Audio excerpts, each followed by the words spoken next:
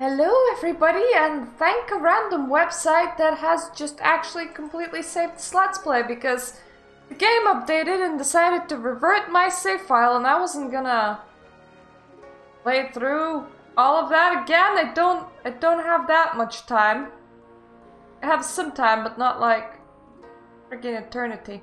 I'm just trying to figure out if I can make the camera look a bit better, but I don't think I can, unfortunately. I'm just gonna look a tiny bit blue today. More like washed out colors I do not like, but if I cover the shadowy bit of mine, I look pretty dope. Anyways, let's see if we can, at the very least, brighten up some of my features, eh? I think we bought everything that we could last time. Because, I mean, I have a mention for honing in my skills, but I can't really afford a better truck. So,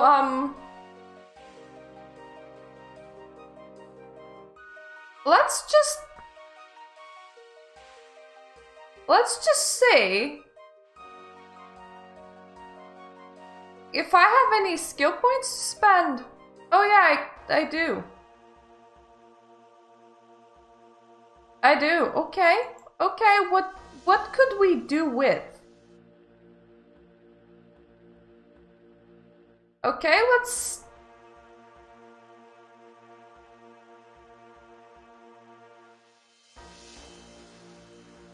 I mean, one level of obfuscate won't hurt.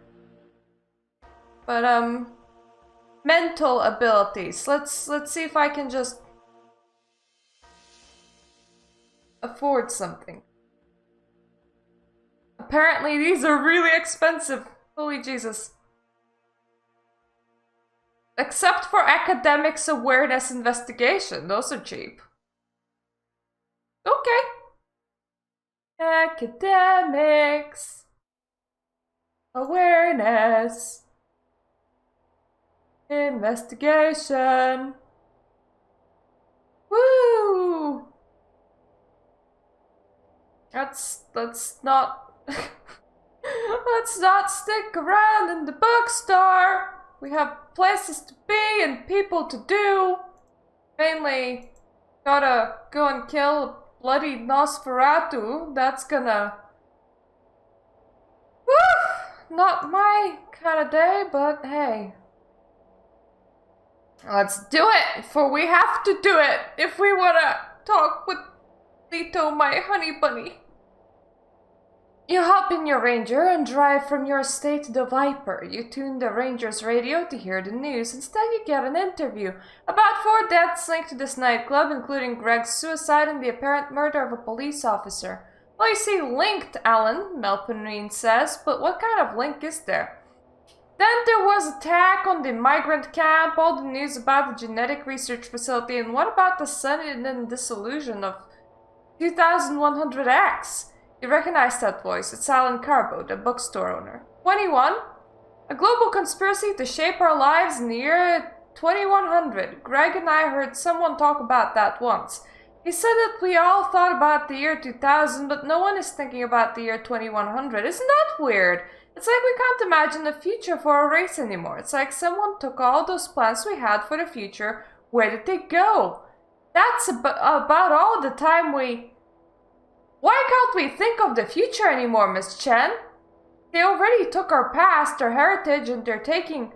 As always, Alan, thank you for your time. Mel at Midnight starts talking about movie star gossip. Well, when they're presenting their conspiracy theories in that way, I don't think anyone's gonna listen to them, which is beneficial for us. I can't tell you why nobody's thinking about 2100, and I have absolutely, like, I have no doubt that in our non-imaginary world, as opposed to World of Darkness, human race will be alive and kicking in 2100. We're like the universe's cockroaches. You can't get rid of us that easily. Unless literally a meteor like hits us bang on. We're gonna be just fine. Now, me personally, I personally ain't reaching 2100. Would put me at 106 years old. The fact that I'm currently alive and I'm nearly 27 is nearly a miracle, honestly. So I'm not really planning on being alive and kicking when I'm 106 years old. That's really far off. On top of that, there's a tiny bit more problems than just daydreaming, which is called the day-to-day life. Ask me what I think about 2050s, and I might give you an opinion going. I hope that we're not gonna have World War III and have climbed out of all pandemics and economic collapse that's worldwide, and the future is looking brighter. I hope, I surefire hope that in 30 years that's gonna be a king. But if you ask me about 2100, I would be like, no bloody clue, there's more urgent issues to be solved than that.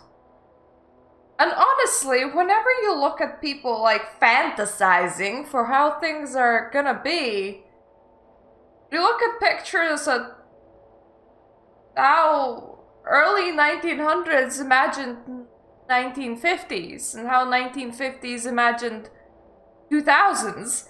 You don't look normally at how 1800s like imagine 2000s, because once again people go, well, I'm not gonna see it. Bleh! Fuck knows. Oh, that's RuneScape sound, okay. Try and have a soundtrack that isn't absolutely horrible, just if you're gonna be playing this game, because it's genuinely creepy. It's a 16-minute track, I'm skipping that. You check the local news over and over before you head out, because though you have a long trip ahead of you, the roads just get more and more dangerous. You can feel a change in Tucson. Agents of the Inquisition are everywhere. So you approach carefully, ready to take your ranger through the nearest gas station parking lot to get away in case there's trouble. You're half expecting to find the crater where the nightclub used to be. Instead, it's hopping? Even at this early hour, the parking lot is so packed you can't even get valet parking. You stash your ranger around the corner and roll the passenger window down. The shadow will terrify anyone who gets near. The new bouncer has no idea who you are, but you just slip past him and signal Alexander. Think we're celebrating the end, Alexander says over the Gogol Bordello cover band. So you were allowed to reopen? Not really, Alexander says, but we have paid off a few people for now. And we need money, and Lito, he's worried. I think that's the crowds reassure him. Both of us grew up in the countryside, you see. So much silence. We crave crowds when times are bad. I'm supposed to be picking up some ground-penetrating radar, you say? Alexander points to a pair of heavy plastic storage containers and a foldable push dolly. You load up the containers into the Ranger. You're delivering to a motel across the border in California, Alexander says. Tosses you an old film canister. Inside, address, passcode, snapshots of your contracts. Just delivering, you ask. You have a good relationship with Camarillo right now, and you know how valuable their continued goodwill can be. Unless Prince Lito tells you otherwise, Alexander says. Lito won't be able to contact me, but the old goat just walks away. You're heading west, this time just over the California border to the lawless region that was once called the Anarch-Free States. It's a frustrating drive since you could blast down Route 8 through Yuma in just a few hours, but that road will be crawling with cops.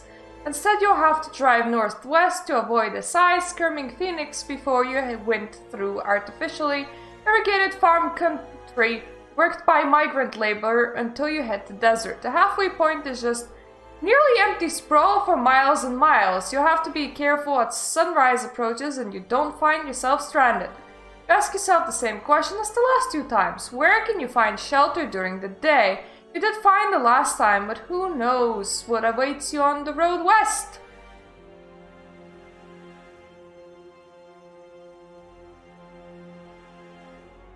Well, could I just dig down again? Outside time, there's a lot of... The first time you turn off the paved road to check a likely campsite, you spot a police SUV right behind the rock outcrop. Yep. That will not work again. Let's break in somewhere before anyone notices, which is a very intriguing plan considering that I will have to stay stationary throughout the whole period of daytime. You consider your next idea. The desolate town has plenty of abandoned factories, deserted gas stations, and decaying buildings, but police patrols are more common than you would like. You'll have to work quickly. You park your Ranger in a nearby alley, cover it in dirty tarp so it will go unnoticed, and quickly identify a promising candidate. The building might have been a factory or warehouse at one point, but now it's just a cinder block ruin covered in rusted chains and warning tape. Working quickly, use your portable crowbar to pop the old building's side door. You send Shadow in to patrol the interior, but no one is there. You spend a few minutes looking outside, but no one pays the abandoned building any mind. This is perfect. You find an old storage room, barricade the door, and fall asleep as the sun rises. As you get back onto the road heading west, you once again scan your rearview mirrors for signs of pursuit, but it looks like you're clear. Head for the deep desert. Whoop whoop! We have survived so far, and we found 3 different ways of staying alive during daytime. Yay us! Traveling back into this desert feels like traveling back in time. You can almost smell the carpeting in Julian's old geo-tracker. You mowed around the water bottles you left in the desert for migrants. Oof. Moldy water in... Good. So Riri Mouse could find them easily and not awaken fully, but now that the ancient monster is waking up, and his rise will draw the entire Second Inquisition down on you. You check your maps and turn off the main highway. Bestes rise up on either side of the road, black against the stars. You were expecting some kind of scientific way station, maybe just tents and trailers, but your address points you to Desert View Motel. Its neon vacancy sign flashes in the darkness. There's a payphone on the road just outside the hotel. You know every payphone in Arizona, but not in California, and you instinctively memorize this one's location. But the receiver is off its hook, and there's blood on the outer case.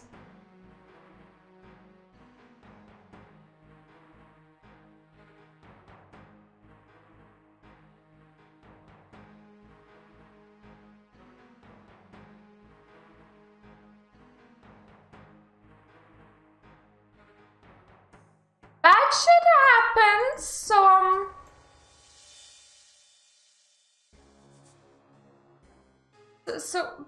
so how about just look for Camarilla contracts? I mean, it's not up to us to try and save the whole world. Just here for a nice Camarilla buddy so that I can get that ass! And hopefully he's not gonna murder me for eating his friend! Woo! Vampire life. You try to check out the parking lot. You see a few cars you don't recognize, but that's it. And there aren't a lot of open windows in a place like this. You do spot the corpse face up on the asphalt. Still not leaving the Ranger, you pop the passenger door so Shadow can sniff out the body. You lean across the truck's cabin to look. Male, middle-aged, disemboweled by a knife or a claw. Then the engine roars to life in the parking lot and 2 headlights illuminate your truck. But the vehicle approaches slowly and indirectly with the stately grace of someone unconcerned with the blood on the street. A 1925 Rolls-Royce Phantom. One coupe black rolls up to you and the mirrored window rolls down. Babylon, it's wonderful to finally see you, Prince Lito says. We had some complications. Is it wonderful to finally see me, Prince? Is it? I mean, don't we just have to talk about it in person, like, right now, so that I don't have to carry all this anxiety with me? I mean, I have enough anxiety in real life game. You don't need to drag the plot point. The Rose is stuffed with mechanical equipment, like Lito is going to build another, slightly smaller luxury car out there. What are those thick wires for? Holding up an antenna? And there's something wrapped in tarp on the roof. There are a few other cars parked here, including a Fisker Ocean, a fancy electric SUV. Shadow, eager to get out of your truck, run around the parking lot until they spot Riga perched atop the hotel's neon AAA sign. Vigo watches you curiously as Prince Lito steps out of his coupe. He's abandoned his white linen in favor of a black diesel jacket, heather gray tee, jeans, and heavy boots. He looks fantastic, just obnoxiously good. If only I could see this! Riga warned me that my people were under attack, Lito says as he drags the corpse away from the street to join a dozen others. Some are naked and filthy, two have decayed into husks. I was, as you can see, too late.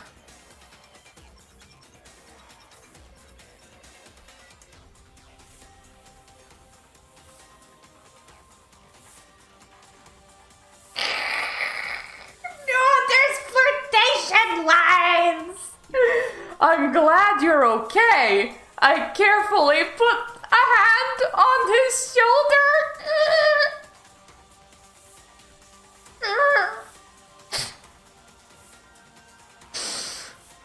I miss the excitement, he says. He lets your hand linger for a moment, then turns your way.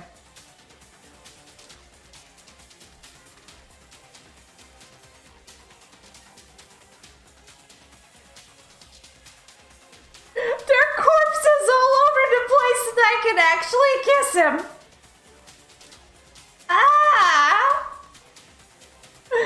Oh, this is all my excitement through the roof. Well, I do kiss him. Pull him close. His face and hands are cold, but that doesn't surprise you. You're both fucking dead. His strength is terrible, irresistible, you realize, as he pulls you close and brushes his hand against your face. But his kiss is gentle.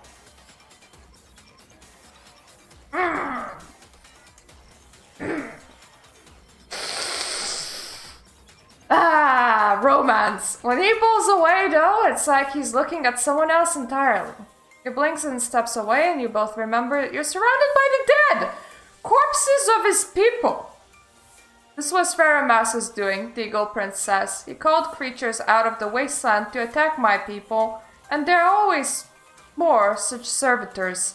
And this work is complex. My fear now is that they killed my technical contact for this operation. Technical contact, you say? A specialist on ground-penetrating radar technology, Prince Lito says. Mine is a small court, Babylon, and I do not employ every kind of expert, so I must look elsewhere. But I'm told he's the best. I am, Julian Sim says. But if I knew she was gonna be here, I wouldn't have come. He points at the corpses. What happened to all of your guys, Lito? Oh my god, is that a Rolls-Royce Merlin engine? Julian asks. Dressed in a blue-gray coverall like when he carried water for the Camarilla, he pops the hood off Lito's car and starts poking around. He's obviously trying to ignore you. Ah, Mr. Sim, you're the one plotting to bring down the Masquerade from behind his laptop. Give me one good reason I should not destroy you, Anarch, Prince Lito says. You need to stop saying destroy, man, Julian says. It lets everyone know you're a vampire. That goes double for you, Lito, since you have a Dracula accent. Well, that's mean! I don't think that he's from Transylvania, you know, and, I honestly see nothing wrong with the word destroy. But that's just me. So,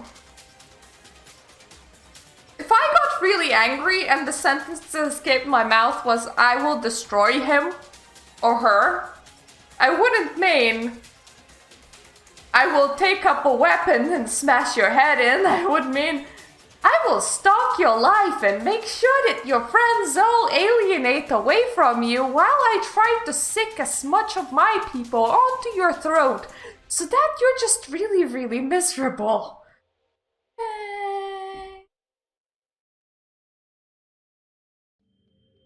I do not have a Dracula accent. Yes, it is a Rolls-Royce Merlin engine. I learned to fly before I learned to drive.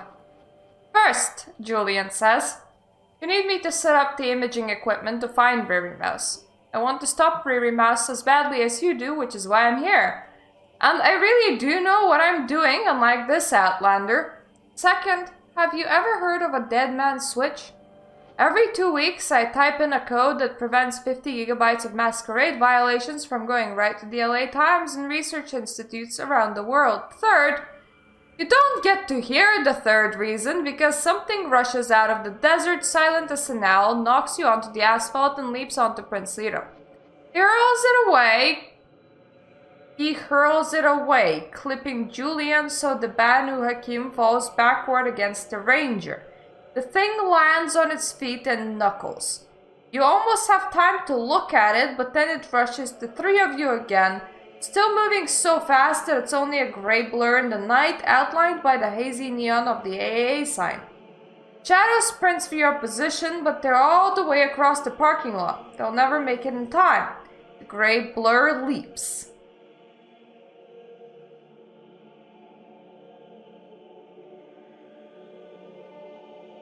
Well, I'm after that ass, and that was a sweet kiss, so I definitely protect Prince Lito. Eagle Prince dodges the creature's fists, unsure of what he faces. You rush in between him and the blurred sword drawn, but its speed is incredible. Huge fists hammer your ribs, knocking you back into your ranger's passenger side door. Metal buckles, but you near invincible flesh does not. You're quite brave, Babylon, the Eagle Prince says. Oh, only for you, my sweet cheeks!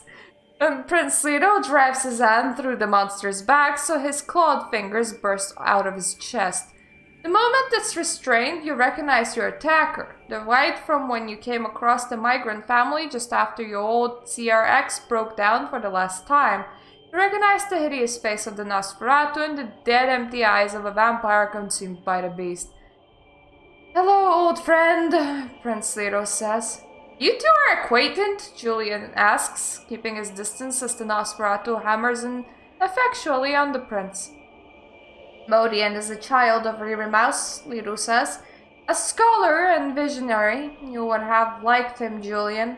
His shadow arts helped create the Tucson Elysium. But he ran afoul of Jasper Knowles, and the warlock stripped him of his soul and turned him into this. All this time he has been able to elude my second-in-command Dove, and now here he is. Unfortunately for him. Prince grabs Modian's spine just above the heart and rips it out. The right topples forward and all three of you back away as it rots like the speed-up version of a rat left in the sun. In seconds nothing remains but corruption and the reek of death. Prince Lito cleans himself up in one of the empty motel's bathrooms. Will be dawn soon, he says. We'll rest during the day, then assemble the equipment tomorrow evening. Julian starts to point at you and argue, but Prince's voice permits no dissent. You spend an hour dragging corpses into the motel's storage shed. No one is left alive, but Julian knows how to work a keycard coder. The Desert View Motel saw long-term use by Lito's people, meaning one room is equipped for vampires. Lito bites his lip. Interest so obvious that only Julian, lost in schemes and calculations, could manage to miss it. But it's not like there's anything you can do with the Assamite here.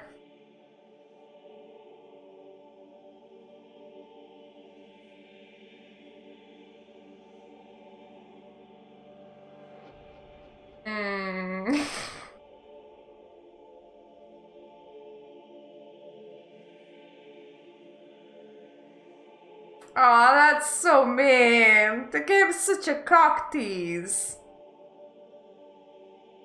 Prince wanted to spend a nice evening with us, maybe even some vampire blood hanky-panky, you know, and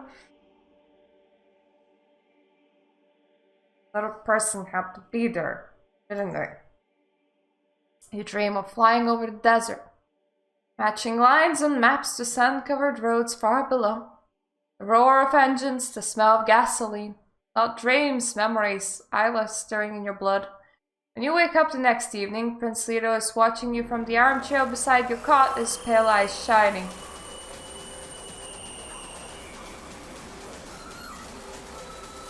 I'm sorry, RuneScape, what? No, that's a no sort of sound, please. Please, that's a yes, that's how a yes sounds. He knows. The thought flashes through your brain. Babylon, he says, before you became a courier. She was following me around complaining about my geo-tracker, Julian says, stepping out of the shower in a cold of steam. He tries to smile, but his expression is hard and cold. Sensing the younger vampire's rage, Plancito drops his question. Casts a sympathetic glance your way as he crosses to the window and opens the metal lowers installed to keep the light out.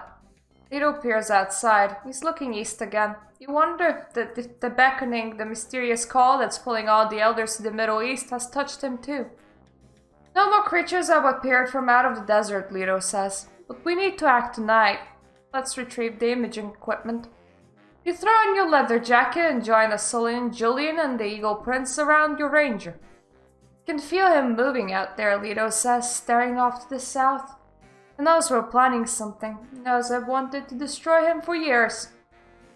That I picked him before Babylon and me fed all the Mexicans to him, you prick, Julian says, fiddling with the zipper of his coverall. Julian, the Eagle Prince says, you will locate Mouse with the equipment Babylon brought. Once we find him, we will strike shortly before dawn. I have prepared a stake sufficient to pierce even his old hide. That easy, huh? Julian says. No, but your plan is ridiculous, convoluted, and dangerous, Julian says. And you have a better one. Absolutely, Julian says. We use Stonehenge to teleport him to Mesopotamia.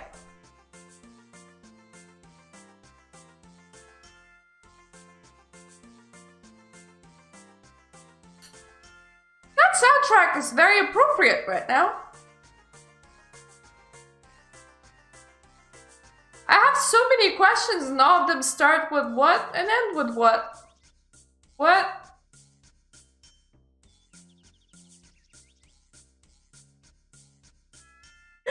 That easy, huh? But that sounds absolutely normal. Yeah.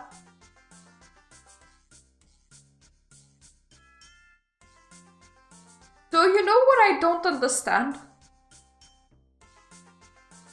The biggest fear that they have is that all the oldie vampires will wake up, right?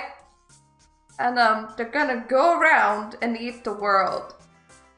It's so bad that they called the modern nights, what, the end times? Something like that?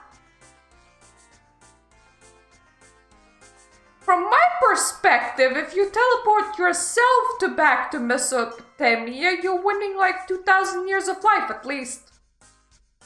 And by the time you're back into the regular timeline, by having lived all of that, you're much stronger and they're not afraid of the wakey vamps, probably.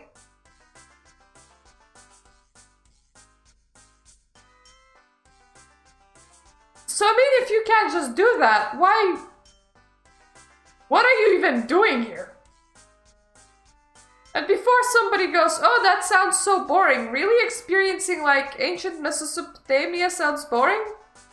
Think of how calm your life would be. Not only would you get to experience history firsthand, you're completely ageless, you know what's gonna happen because you know the timeline. You get to just relax. Maybe declare yourself a god, eat a couple of people, watch the stars, listen to priests, watch all the battles.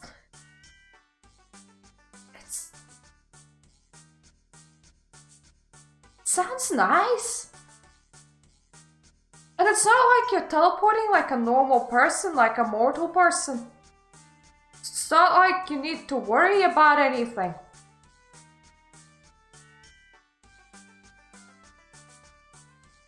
As I get older, Lito says, I find that I have less patience, not more.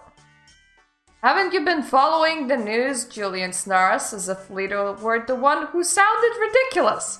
Those monoliths that no one can explain, they had a guy from university claiming that they were a Victorian hoax.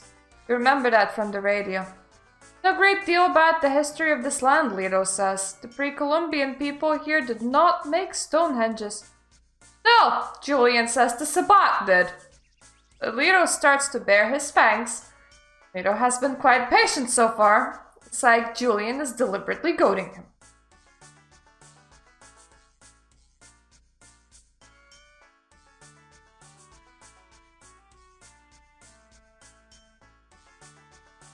Oh, I'm just staying away and checking the equipment. You two fight it out. I'm not yanking your chain, Lito. That's smart. Listen, before the beckoning drew elders to the Middle East and encouraged the Sabbat to chase after them, Julian says, Sabbat sorcerers were experimenting with kinds of blood sorcery that even the Tremere couldn't imagine. They understood how to connect two places. Go on, Lito says, eyes narrowed. They built something in the desert, a copy of a place that has existed in the Middle East, forgotten for millennia. A fragment of a ruined city. The places are the same, do you understand? The stones out there, Lito says, pointing out to the deep desert and the stones of a city in the Middle East. Exactly, Julian says. With a few words and a bit of blood, you can move between them. Or move something between them, like rear mouse. Why fight something that's half a god? Dump him onto Sabbat on the other side of the world. Let them deal with him. Interesting idea, Lito says. So you'll... No, Lito says. Babylon, please double check the equipment. I want to leave in 15 minutes. Well, that's what I've been doing, actually, so... Julian whines even as he's organizing the ground-penetrating radar equipment, which looks like a lawnmower with a tablet on top. Your scientific acumen means you handle calibration of the antenna. You struggle to concentrate as your hunger makes your whole face ache with need. Lito, whose brain does not quite reach the radar age, just checks... What? Whose brain does not quite reach the radar age. So he's younger than the radar blade? What? Just checks the extra gas cans while casually deflecting Julian's arguments. Or does he not know how to use the radar? I'm so confused. Finally, the prince holds up his hand and says, Enough! Your idea is interesting, but first we need to find Ririmos, and to find him we need to make sure we are safe out in the desert. Why are you worried? Julian says. You can't just sink into the dirt. I am going to sink you into the dirt if you do not stop. Yeah, I'm gonna sink you into the dirt! Not even the dirt! Screw the dirt! We're sinking derp-wise. Derpsicle. Derpsopsicle. You tune out the argument. You've been thinking about that too. You might be away from the motel for more than one night. The desert sun will turn you to ash, and it's time to go.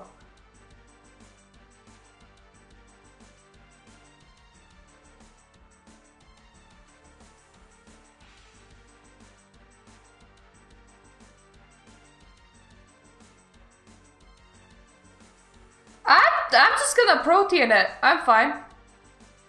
You repack the equipment once you're sure that the antenna works. Lito and Julian take the lead in Princess Rolls Royce, which crunches over the rough terrain with an ease in the range of a Land Rover, while you follow in your Ranger to serve as rear scouts and as emergency vehicle in case the century-old luxury car breaks down.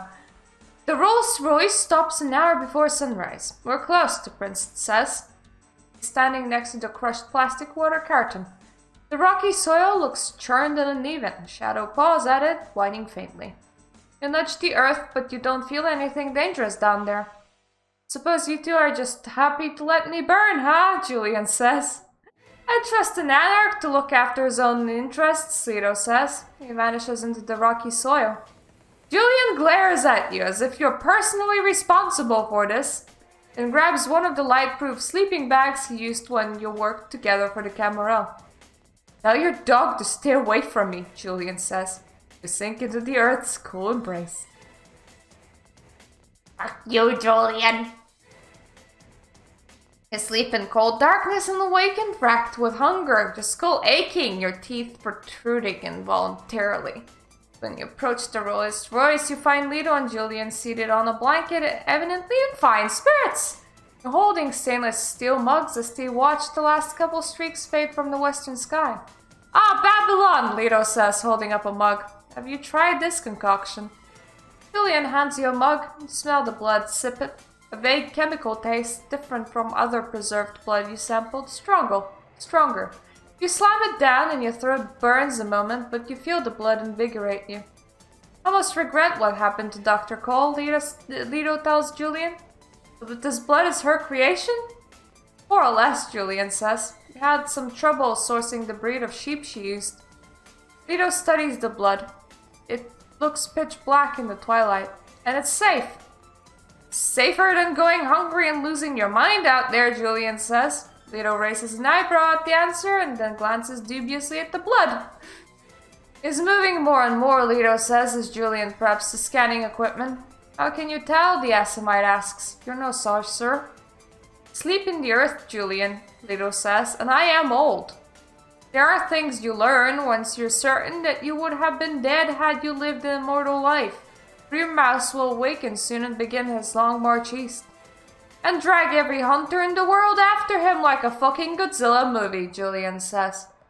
Riga and Shadow squibble over the remains of a jackrabbit. We're not sure who caught it. But that's why you hired the best, Julian says, even if you didn't know who it was before I showed up. He's watching the tablet attached to the scanning device. The screen shows maps of your and Julian's path through the desert back in 2007 or so. We're going to start by getting a map of the whole acre, Julian says. What am I doing, Lito says, frowning at the screen. He's obviously not happy letting Julian take the lead. I want you and Magic Bird to find the helicopter I heard last night and make sure we're not being hunted. And Babylon? I'm not too happy with Julian being in charge myself. He's quite cocky and I don't like him. But at the same time, if we just let River Mouse awaken and walk down east, yeah, it's a Masquerade violation, but it would literally take all the hunters with him. So then you can just have nice little existence. I feel like this is like a issue that solves itself.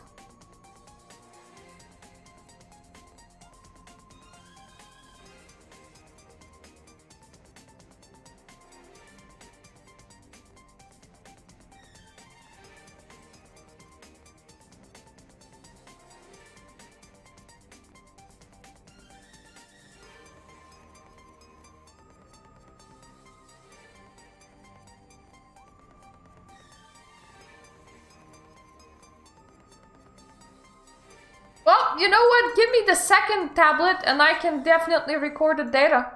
I have my intellect's high. I'm pretty sure I'm not gonna screw that up. Prince Lito heads up to the hills following his ego. Julian watches him go then says, you know you can exploit his delusions, right? What? Remember when Lito asked you if I consumed Dahlia? The Assamite says with self-satisfied laugh.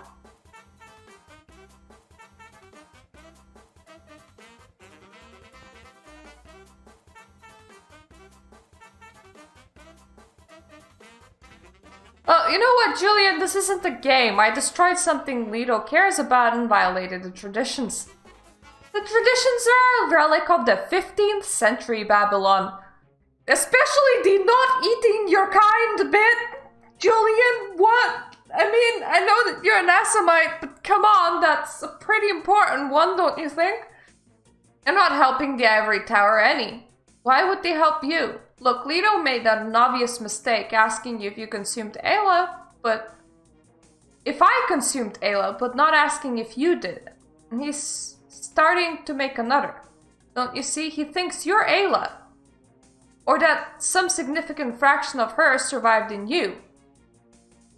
For a second, the California desert fades and is replaced by one that looks almost the same on the other side of the world, but it's just a memory. No, because it's night there too. You shake your head. That's impossible, Julian says. There are stories that really ancient vampires, the Methuselahs, could survive even Diablerie and take control of their hosts. But Ayla wasn't that old or powerful. Still, think about what you could do to Lito if he believed you were Ayla reborn. He loved her, you know?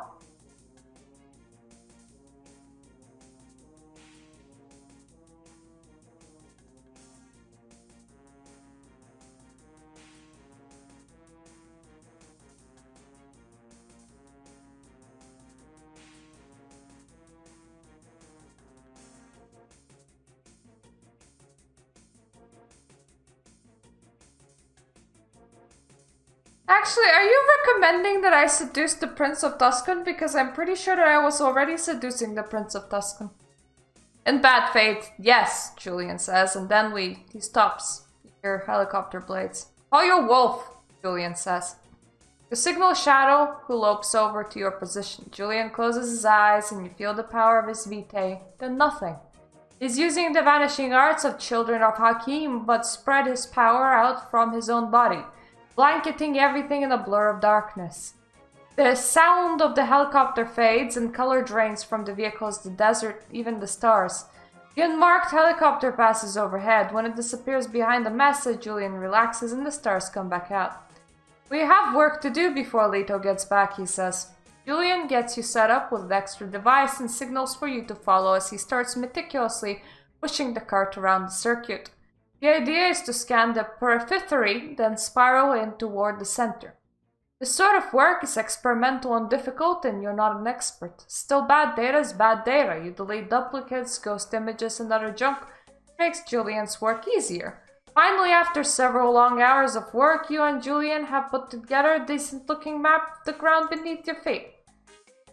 Riga drifts overhead, huge and black against the moon, a few minutes before Lito reappears. Well, Julian asks.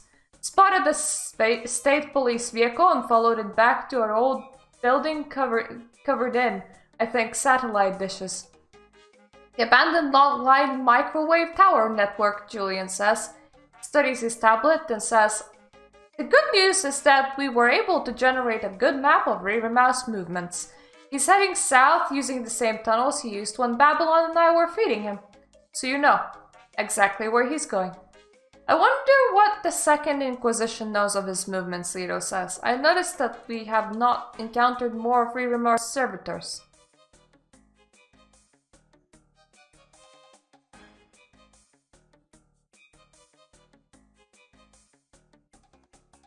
Well, is it safer to eat the Second Inquisition before we try and stake a really, really old vampire? Because if you ask me, probably. It's probably safer to deal with the Second Inquisition first. It would be kind of like to give Lito here a horse and sword and let him tear through an entire police barracks, Julian says. Tell me that wouldn't be fun. One thing I learned from Napoleon, Lito says, is that the most powerful cannon is useless if you cannot see your target. We know the location of one small encampment. That isn't enough to start shooting. You knew Napoleon? Julian asks. Napoleon was my horse, Lito says. Okay, advice from the horse. We could actually do something clever and ambitious, Julian says. It's about ruins just a few miles away. You know that Julian is desperate to run this experiment, though you're not sure why, to prove his sorcerer's power to himself or to rivals or other sorcerers, but Julian never does something for only one reason. You understand, Lito says, that I simply insist we do things my way. But a gentleman would never, Julian says. Oh, come on! Julian, we chose which ass we tap. It's not yours, okay?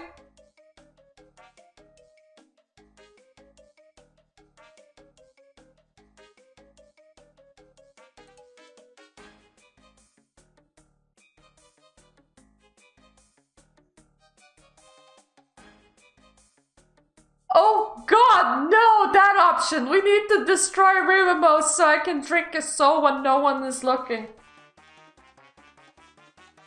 Oh, that's... Isla didn't do it for you, but... I'm pretty sure Riramos could take you over, you know? What kind of answer is that?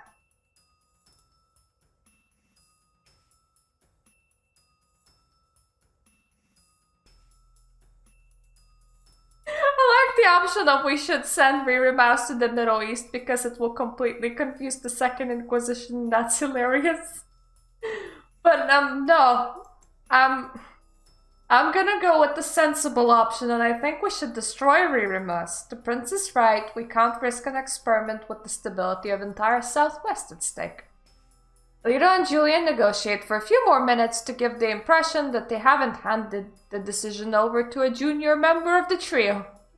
With 2 votes against him or more, depending on how many votes another outlander gets, Julian yields, though he keeps whining until Lito shows him the stake. This is Prometheus, the Eagle Princess, pulling the tarp off the top of a Rolls Royce to reveal a 6-foot length of sharpened bristlecone pine. It's the only thing that can hurt the thing beneath the sand. Jesus fucking Christ, it's like a human-sized steak. My predecessor knew that one night he might have to destroy Riramos, Prince Lito says, running his hand over the oiled wood. He cut down the ancient tree, then sharpened it into a weapon. It has only been used once before. On him! It's not easy to pierce a Ventru Elder's hide, but I did it. It's a bit bulky, Julian says. And I'm told Riramos is, well, big! Can you get it into him? Don't plan to do it myself, Lito says. He points out the rest of the machinery in the back of the rolls. Wires as thick as your arm and huge molded pieces of steel and titanium. Oh my god, Julian says. You're going to use the car engine to fling Prometheus into Riramos' heart. Damn it, Julian, I'm not doing this because it's fun. I'm scrambling for every advantage I can because we only have one chance to stop Riramos, and if we fail, the Second Inquisition will descend on us like wolves on a wounded deer. It's still cool, Julian mutters. I feel him squirming around down there, the Eagle Princess. The weapon the camera has made to fling Prometheus is assembled atop the Rolls Royce. It resembles the quarrel of a ballista made of high-tension steel and titanium. It's 2:18 a.m. Sun rises in 4 hours and 19 minutes. I thought that was gonna say an hour, and I was like, wait, what? Julian, you sure you can track him down? Lito asks. I can get you there, Julian says, but you'll have to dig him up. What we really need to know is what we're doing when we're there. Babylon will go first with the new maps and her ranger and move us into position. Once we're close enough, I'll be able to feel Riramos. Julian, you will drive the rolls. I will take the shot. And me, you ask? You are there in case things go wrong, the princess. Prince is very nice. I like Prince. In case things go wrong, you spend a few minutes familiarizing yourself with Prometheus and how to steer the rolls. Then you set the tablet with the scans up the dashboard and keep an eye on Riga while you take the ranger into the deep desert. The Rolls Royce follows, moving carefully with Prometheus atop it. One clutch shift and rev of the engine will pull the ballista taut. You just hope it will be enough. As you travel, you spot an oddly irregular shape against one of the rocky hills. It's a buck SUV with lights off. A figure is silhouetted against the stars is setting up some kind of imaging equipment. Night vision goggles? Spot a Phoenix badge reflected in the light. That's a size secret task force with the 111th Military Intelligence Brigade. You encountered them before. They're looking for you and you don't have the time to deal with a fight right now. Circling around will waste time, but if you keep going straight, he might note your position. One other possibility is to take the ranger over some dangerously rough terrain. A straight path and won't slow down much, though your ranger's undercarriage, yeah, that's the right word, won't like it.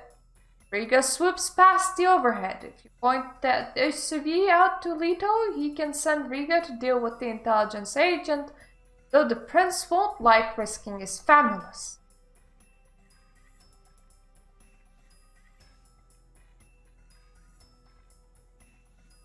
You know what? I have like the most durable car. It's fine. I can handle going over rough terrain.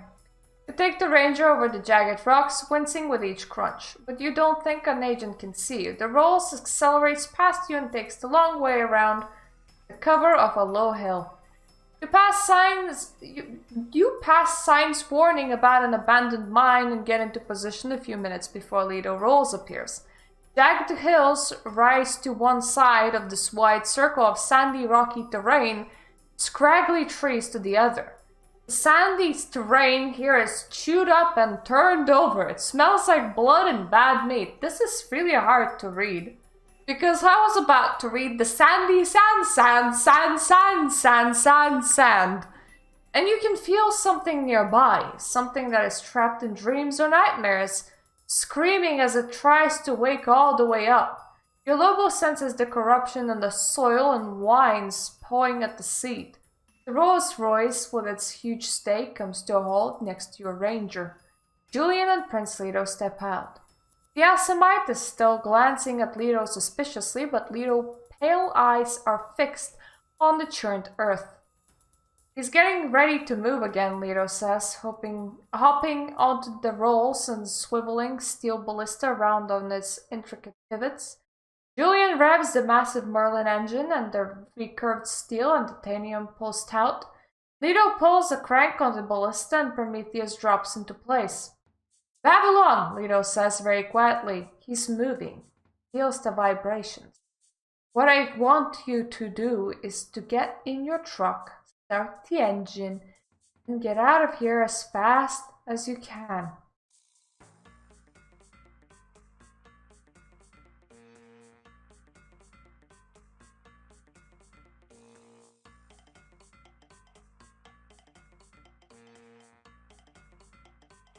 Yep, sure, I'm fine with being the target, except that I damaged my car beforehand, so this might go really badly, but that's fine.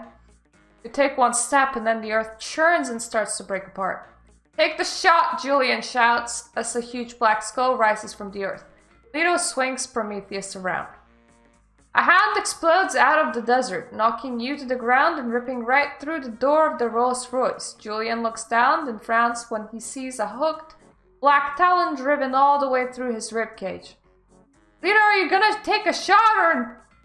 The impossibly long arm drags Julian from the car, ripping the door away. The round door knocks you to the ground as you try to get up again. You don't know where the Asimite ends up, but Lito falls off the back of the roll, spitting curses in Polish and French.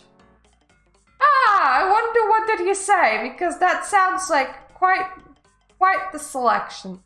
Then Ririmaus rises out of the earth, twice the size of a man with bat-like ears and head like shattered and badly resembled Neanderthal's skull. He stands naked and filthy against the stars, his taloned hands streaked with blood. Oh, twice the size of a man. Oh, wow! Oh, wow, that's a picture and a half.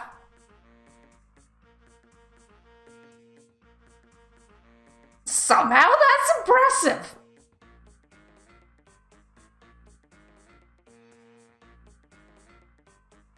Not even like seeing my nightmare is impressive, but more like, you know, if I was really horny, I would go with that. That's fine. It has that vibe. The situation quickly goes to shit. Lito tries to aim the crossbow again, but there's some kind of problem with the mechanism that controls its movements. He starts working on the mechanism instead, Julian were still on the rolls, he could back the car up, giving Lito a better angle, but Julian is lying prone, his expression a mask of horror as he looks at Riri Mouse.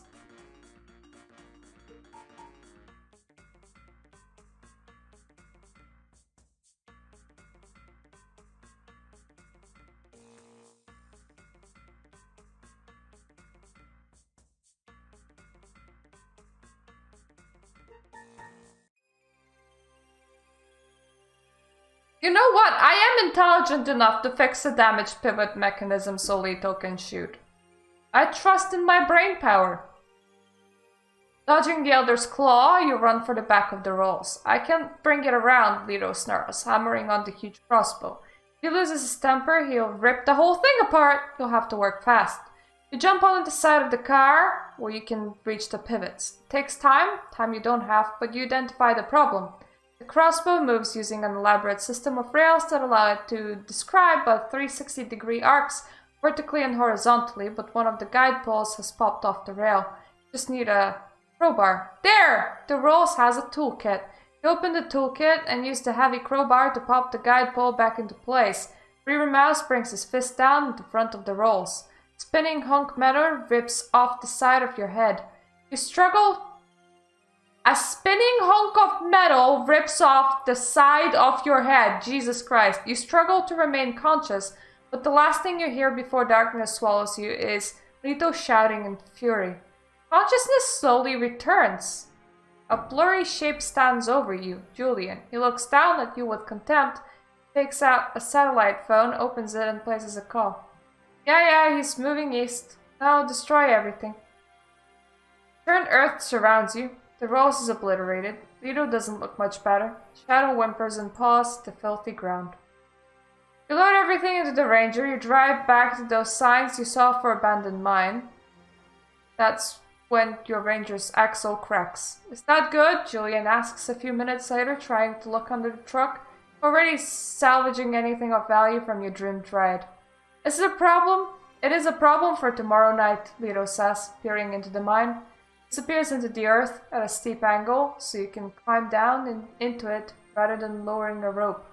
Which is good, because the stars are gone from the eastern side. It's eastern sky! Jesus mouth words! Next evening, you salvage as much as you can from the wreckage of your former ride. Julian takes out his bulky satellite phone and places another call. Later that night, a Jeep Cherokee pulls up with some of his people in it. Take you back to the Desert View Motel, which has been cleaned up and shut down. Julian turns on TV, one of the rooms. News reports are confused, but from what you can piece together, dozens are dead in a small town in Arizona-California border. You listen to panicked and confused interviews with police officers and federal agents. Prince Lito is on the phone in the lobby for half the night. Around 3 a.m., Carlos Maroon AE-86 rolls into the parking lot, followed by a blacked-out Sprinter van. Have you heard more? The Eagle Prince asks Carlos. We burned him to ash, Carlos says. He's destroyed, but we don't know if it was our people, our hunters, or Mr. Sim.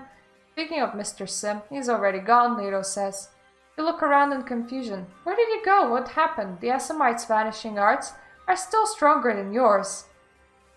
Yeah, I mean, I have, like, 1 point in obfuscate. No shit. It's a long trip back to Tucson, even knowing that you'll get paid for completing the only part of the job you needed to do. Viper is packed when you roll into the parking lot. Too packed, you think. The crowd is spilling outside, partying and drinking.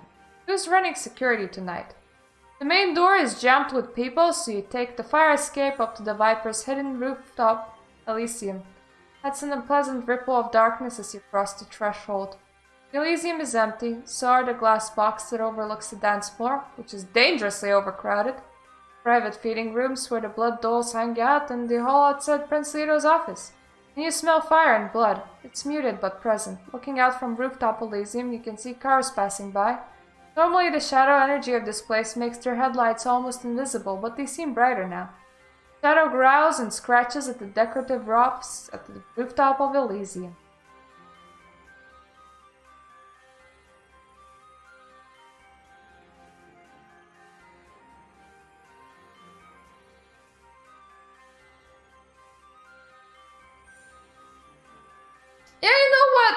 have a dog, and my dog will have no problem tracking the blood tracks.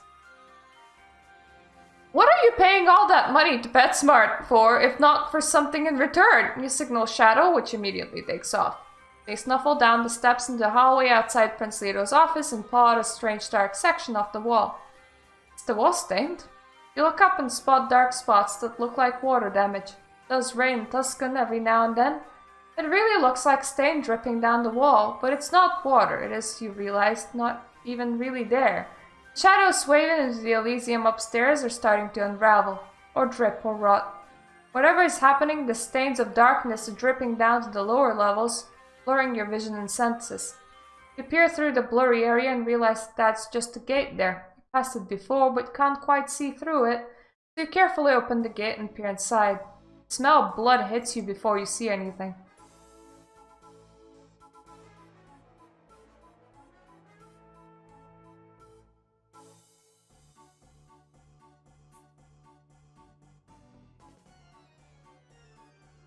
Doing all this like super hungry, so I can't even use anything.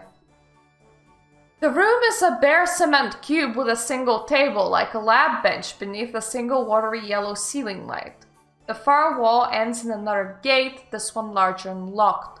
You count 3 corpses on the floor, maybe one behind the gate, and Alexander, the old ghoul, is lying on the far wall with an empty revolver holding his guts. It looks like he came through another door to your left, which is now locked. Babylon, Alexander says, spitting job. He was here all along, Julian Sim. We kept looking for his headquarters. It was here, the same place that... Well, I'm gonna try and stabilize Alexander. The first thing you do is run to one of the lounges. Must have medical kits, in case the feeding gets out of control. Find one and race back to Alexander. Listen to me, Babylon, he says. Time to be quiet and get to work. His bowels aren't pierced. Either that or they were, but he used Vipate to repair the damage. Nonetheless, his injuries are significant. Stop the bleeding, apply pressure, and make sure he doesn't pass out or go into shock. Your fast work just saved Alexander's life, assuming he gets to a hospital in the next hour or so. I did not expect to survive tonight, the old retainer says. I still might not.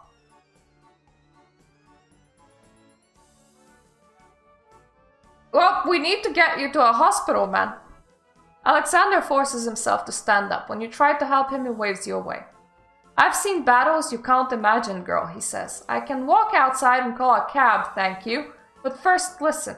We finally found where Julian Sim's headquarters were. They were here. He used Jasper Knoll's shadow sorcery to hide his entire operation.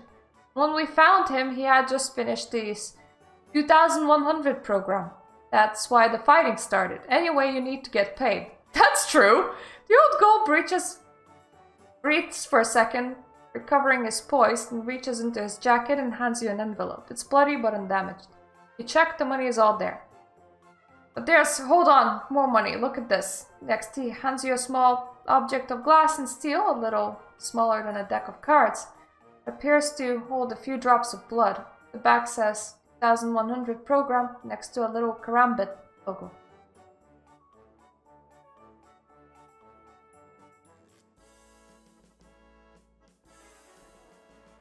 Well, is Julian gonna replace the Masquerade with blood? What? Give it to the rightful owners and maybe you'll find out, a voice says. Nadia, Julian's retainer, stands on the far side of the locked gate, her expression determined. She's wearing all black except for poison green tarunk.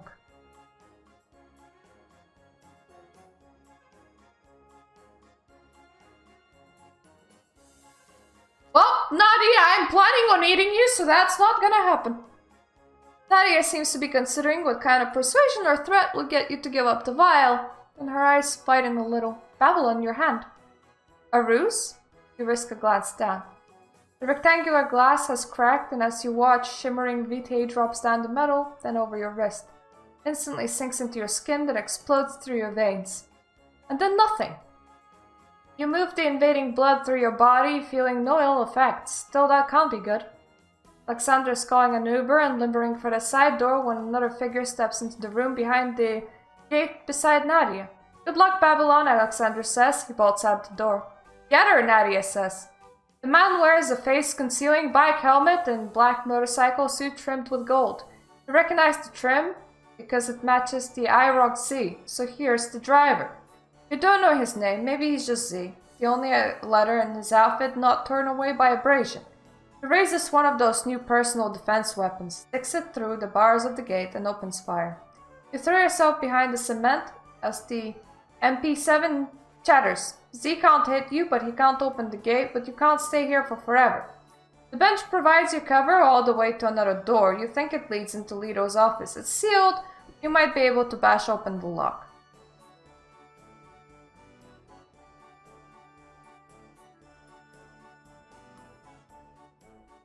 Well, I can use celerity still, so...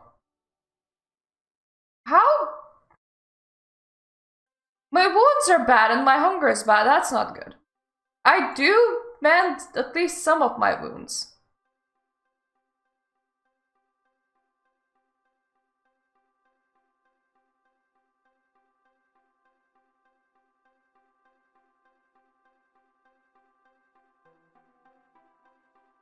Okay, now I'm starving, but I'm less likely to die. Well, can't use celerity now, but I'm clever, so I throw a grenade. You lob your grenade, which makes a lovely tink tink tink sound on the concrete floor. Sadly, your brilliant scheme didn't work! As you realize when you stand up and see Z taking dead aim at you, fall for the exit, ducking bullets. One round rips into you and you stumble beside the gate. More tear into your back as you try to get outside. You land a mangled heap back in the hallway, but Z can't get you. The other gate is locked. You force yourself to rise and keep moving. Shadow is waiting, their muzzle covered in blood. You can hear radio chatter downstairs, police hunting you. When you check the dance floor, the place is still open. It's packed, but you feel the police and hunt moving through it.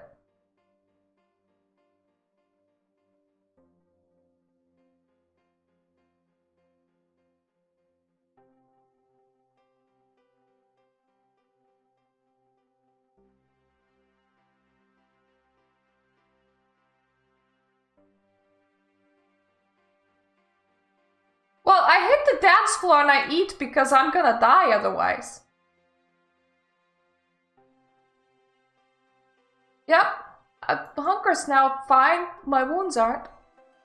You repeat that trick until you're satisfied, then head for the parking lot to find the ride. The main parking lot is crawling with plainclothes police and there's a Book Avenir's parked across the street. You don't dare boost one of the cars there, but when you head around corner, you spot 3 rides you recognize. Dove's Chrysler, Carlos ER86, and Lotus Esprit Turbo that belonged to Michael, the retainer of those who died at St. Basil's. The bad news is that the fight ranged around them earlier all have taken serious damage. The good news is that it's all the shattered glass. Since they're all older cars, you could just reach in and hotwire one. Whatever you do, you realize that you need to turn your thoughts not to just your modest assets in Tucson, but to moving them. However things shake out over the next few nights, you doubt you'll be able to stay in Tucson for much longer. That being the case, you need to make sure to have a good set of wheels. Well, what is the Lotus like? Okay, fast and maneuverable. Oh, what is Ace? That's about even. What is Chrysler like? I am definitely stealing Chrysler. I like my cars durable. You think you lost them as you roll the West Alameda Street, but as you turn onto the North Granada, 4 back avenues move to box you in. Those damn SUVs have chased you since your first trip to Viper.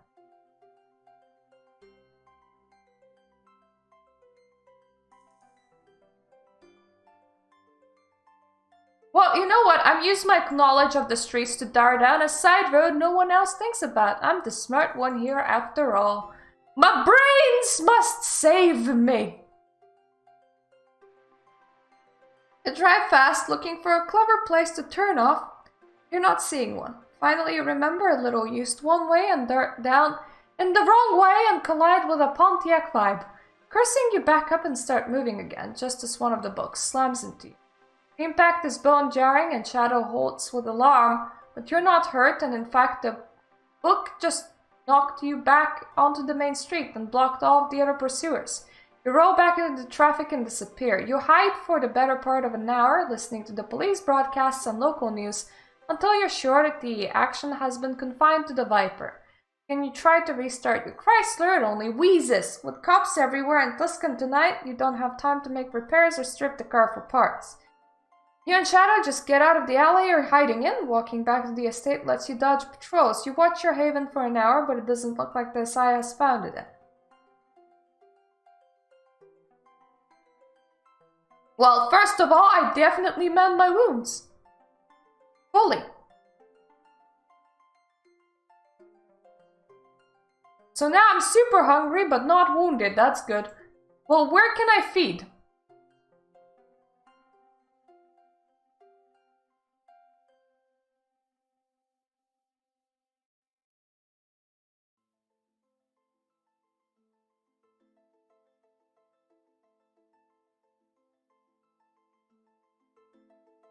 Well, I can do animals, that's fine.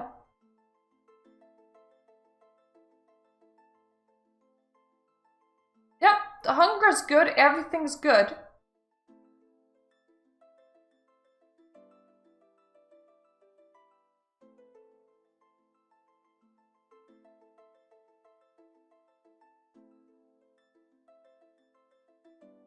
Well, let me just go to imported autos. Well, as you wait at the crosswalk, you spot Riga, Prince Lito's ego famulus, perched on the streetlight. Her golden eyes are fixed on you. Curious, you cross diagonally instead of going straight where the walk sign flashes toward her. She flaps away to another streetlight. She wants you to follow her.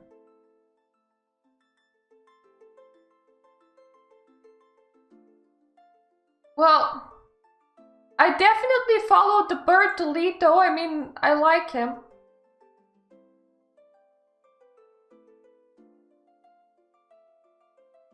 Well, she thinks that I would need a car. And my wealth is 12,000. God damn it.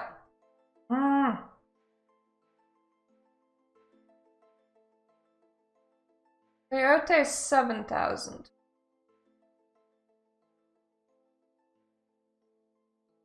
Everything else is out of reach.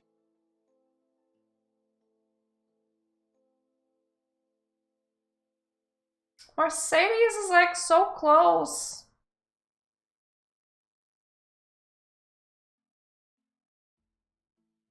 You know what? I'll go with the Audi just because will not just like immediately break down on me.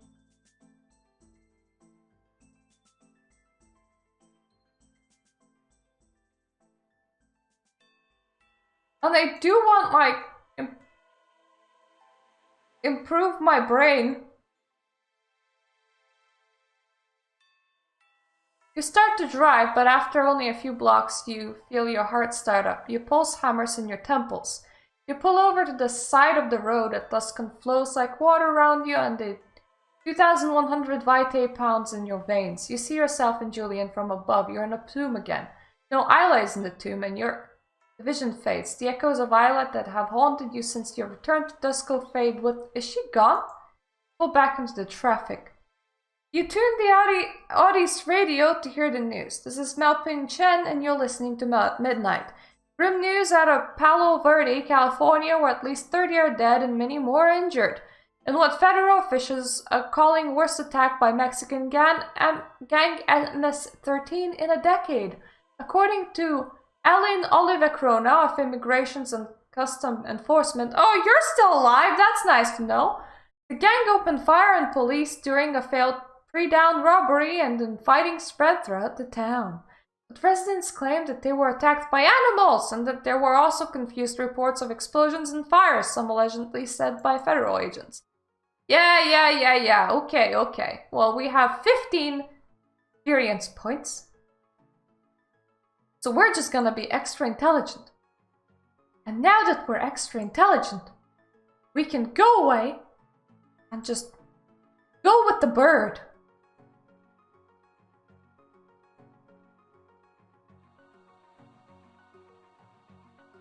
I have okay hunger, I'm fine. It's time to finish it.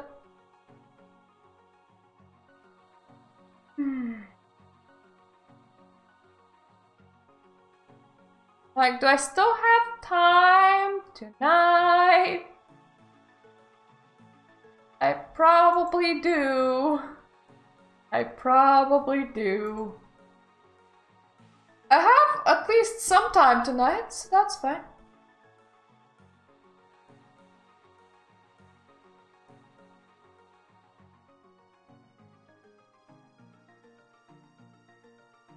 You return to your estate and park the Audi. You know you need to be ready. You rise early and make sure your sword is oiled and your equipment is ready. Check the security on your sprawling estate, then climb onto the unrenovated bell tower and look out toward Tucson. No one is watching you. It's like the city is waiting for you to move. Oh, the whole city is just like, come on. Come on. Your car tank is full, Shadow hops in, and you head for your final hunt. As you drive, you consider your future. Well, could I join the Ivory Tower, please? Camarilla can be insular and suspicious, but you earn their respect and Lito cares about you. Aw, honey. Your prospects right now are great if you don't blow it tonight. Only one last question, knowing that the side plans to end kindred presence in Tucson soon, how determined are you to seek blood? Are you desperate enough to draw their attention, or are you willing to let hunt slip through your fingers to avoid drawing notice? Well, I am not hungry at all, actually, I'm fine.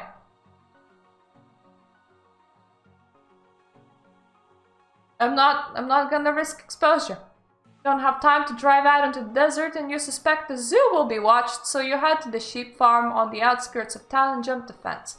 Perfect, they're inside, but the farm workers haven't yet set up the security perimeter.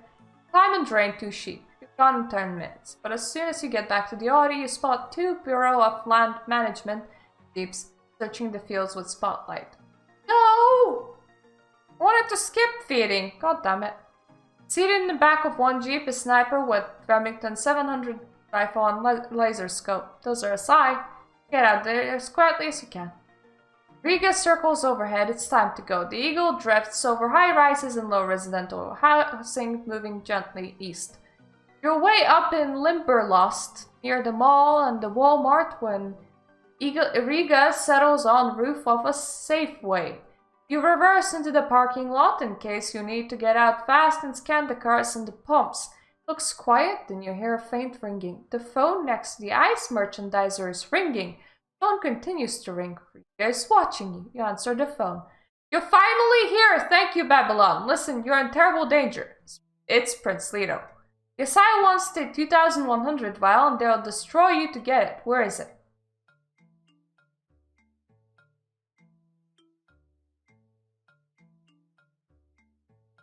Well, I'm gonna just tell him that it is in my bloodstream because this is weird. What? The vial cracked when your retainer gave it to me and the vitae flowed into my bloodstream. I can't get it out. Francino carries on a brief, muffled conversation with someone else, maybe doped, and says, I can help you, but you have to hurry before it spreads to your nervous system. Follow Riga and don't worry if you're tailed. We're going to deal with the Asai. And then we'll get that vitae out of your veins. Good luck, Babylon. He hangs up. You glance back toward the car up to the Riga. The Eagle takes off, momentarily frozen against the stars before she turns south.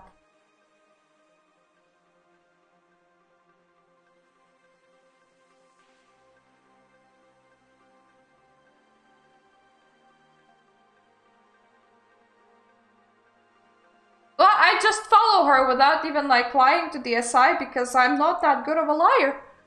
You roll out of parking lot, still scanning for pursuit. You don't see anyone. Rigo circles lazily a few times and heads south down the North Oracle Road, a wide, divided highway choked with cars even at this hour.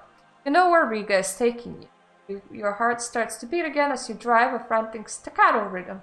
When the moon rises over the low buildings to your east, it seems so bright it washes out the headlights of oncoming cars. You feel the desert underneath your wheels, or some other desert. Ayla is growing stronger and you know why. Riga is taking you to her tomb. Lito has to know what you did. Wrapped in dark thoughts, you turn off the main street, past the little computer repair store marked with Carabent, until you reach the intersection of North Acuna and West Cale Granilo. Riga settles on a nearby warehouse. You can feel the weight of your own memories as you step out of your Audi and scan the dark street for signs of a coming attack.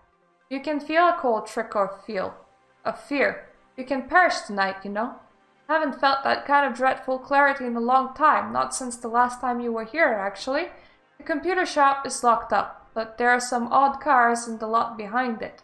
You know cars, but it takes a second to recognize the Hispano Souza Carmen and the FSO Sirena. The former is a sleek electronic throwback in a gleaming silver like something out of a forgotten future. The latter is a tiny black economy car from Poland with about as much horsepower as a riding mower. It's easier to recognize the Mercedes Sprinter, the transport for Prince Lito's people, and a row of cars for Julian's. Honda inside and a black gold Camaro. The vans and cars are empty. There's light in the nearby warehouse. No, it wasn't that warehouse 10 years ago.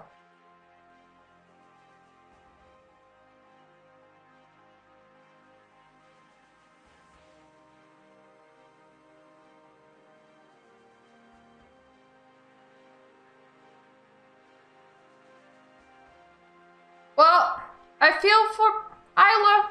Is there Isla in me still? It's like holding a seance, but with your own blood. The only answer is silence and the strange weight of an alien vitae somewhere in the lower valves of your unbeating heart. Babylon, Prince Lito calls from inside the warehouse. Why don't you come inside and tell me what you did here 10 years ago? The inside has changed. The warehouse shows signs of recent mundane activity, though it's empty once again.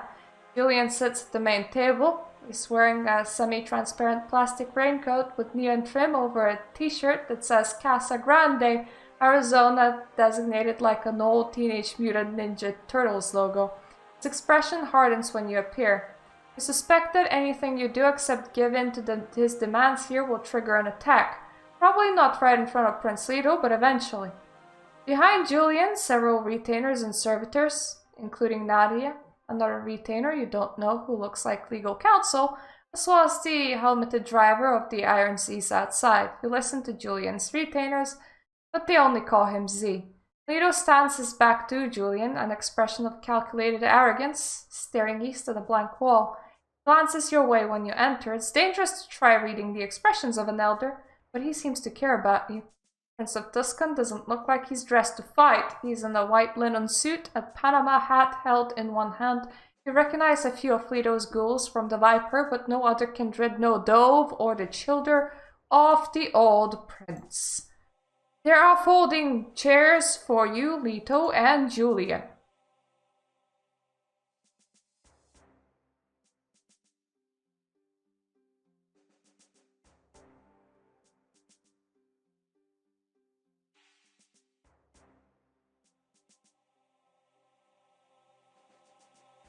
Well, I'm just gonna wait for somebody to talk.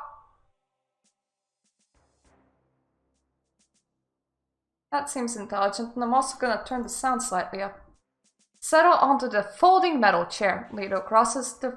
Hello, Menand! You are indeed here!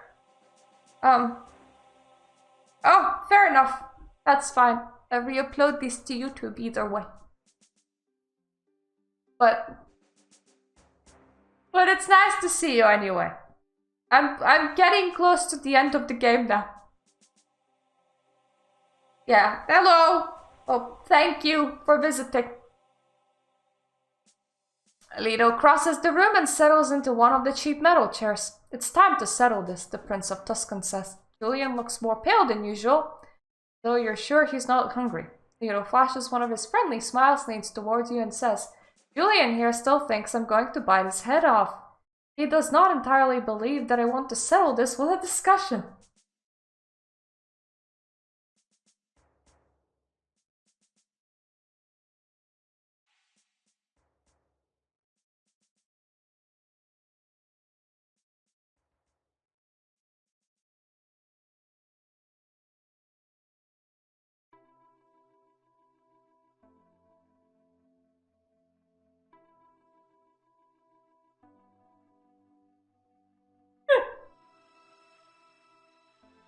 No, we're not gonna be mean, Manon. I wanna...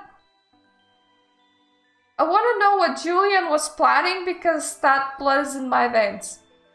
In the long run, the Masquerade is doomed, Julian says, speaking quickly and smoothly as he's recited these words many times in his head. He looks to Lito as if expecting immediate rebuttal, but Eagle Prince's silence. The spread of surveillance technology sleeves canites, yada yada yada yada yada yada.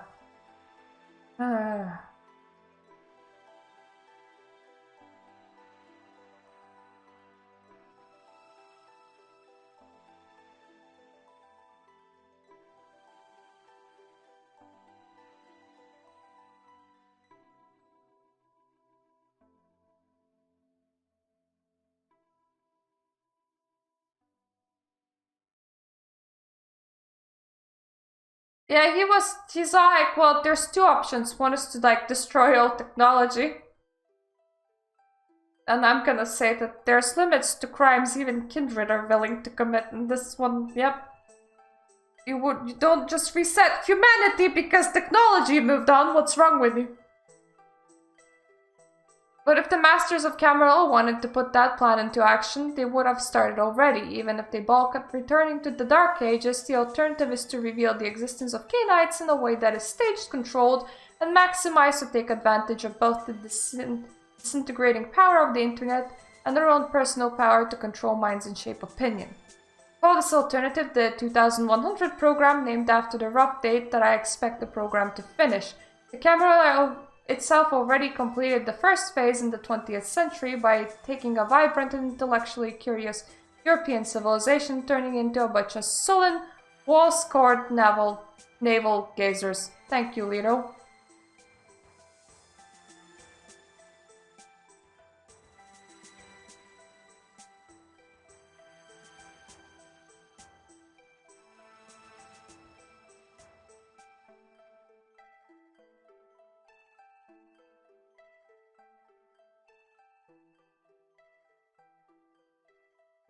Well, I do feel like I should be strapped under some sort of death ray while you explain this because you have alien blood in my veins and I don't like that. One must admire Julian's enthusiasm if nothing else, Lito says. But there's more, Julian says. Please pay attention. The second phase requires a kind of program for predicting the behavior of people and organizations over the next century while simultaneously guiding them. It sounds like two things, Lito says. Not anymore. An example, when Lito Kaminsky, private citizen, says, such and such a business is in trouble, no one cares. But when if you say that Professor Kaminsky of Santa Fe Institute or Governor Kaminsky, and the world responds.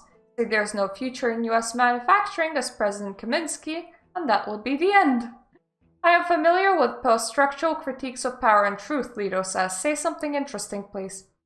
Program is a person, Julian says, or more accurately a canite whose baseline personality has been affected by three external sources: the consumption of an elder with a unique set of experiences and skills, constant low-level manipulation through the mental arts of another canite, and interface with artificial vitae that has been modified to contain huge amounts of relevant data on human society. Oh boy!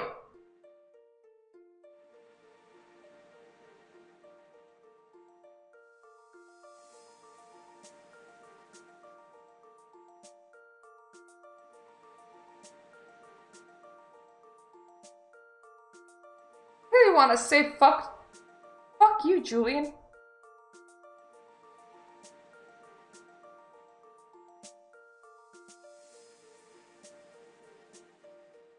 would you like to be a puppet that's completely controlled by somebody, no?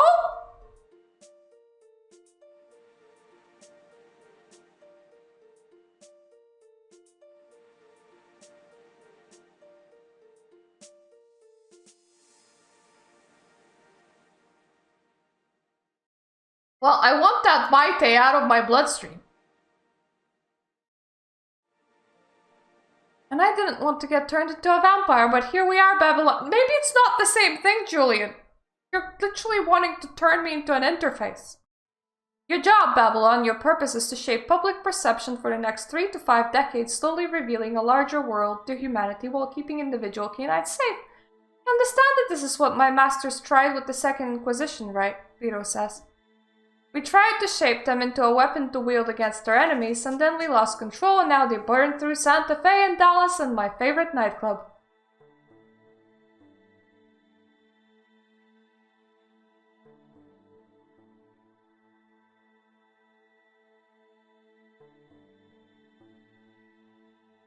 Well, I'm just gonna be really pissed at Julian right now because I'm really pissed on Julian. Cameron was motivated by short-term ambition, reacting to an existing threat. We're building something new that stretches across decades, and we're not doing it alone. I'm looking for help, because we need it now. Once we have it, Babylon, we can shape humanity for decades to come. How exactly, Prince Lito asks. You think Babylon's invisibility tricks are just for hiding from hunters? Julian says. Can be developed, just like Jasper Knowles developed your rooftop Elysium to shape what humanity can see over the century.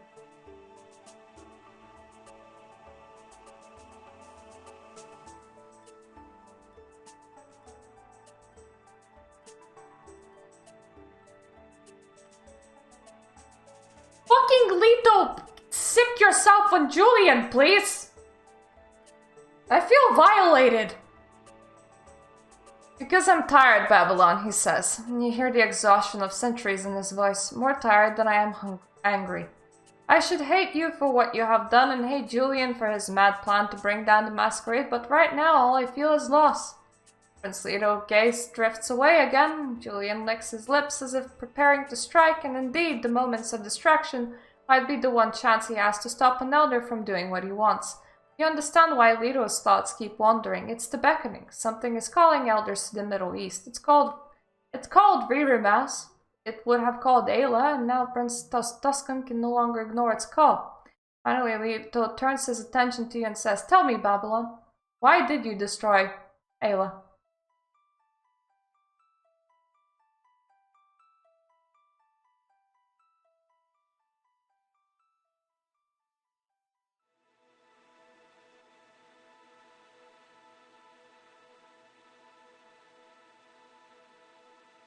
Apparently because Julian manipulated me into it. I would normally not go with this option, but fuck me, I hate that bastard right now.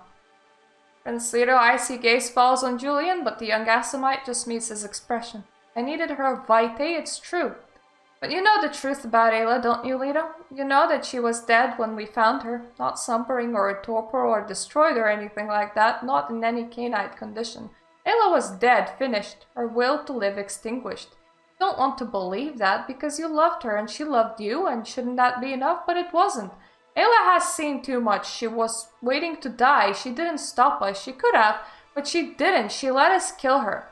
But every law the Camera holds sacred, Lito should just rip you both apart right now. But instead he just sighs and shakes his head because Julian is speaking the truth. When you found Ayla, she was finished. Vampires have immortal life, but not, it seems, immortal will. Sometimes the fire inside just dies and nothing can rekindle it. Julian, the Prince of Tucson finally says, tell me about the vitae you infected Babylon with. Julian shifts unhappily.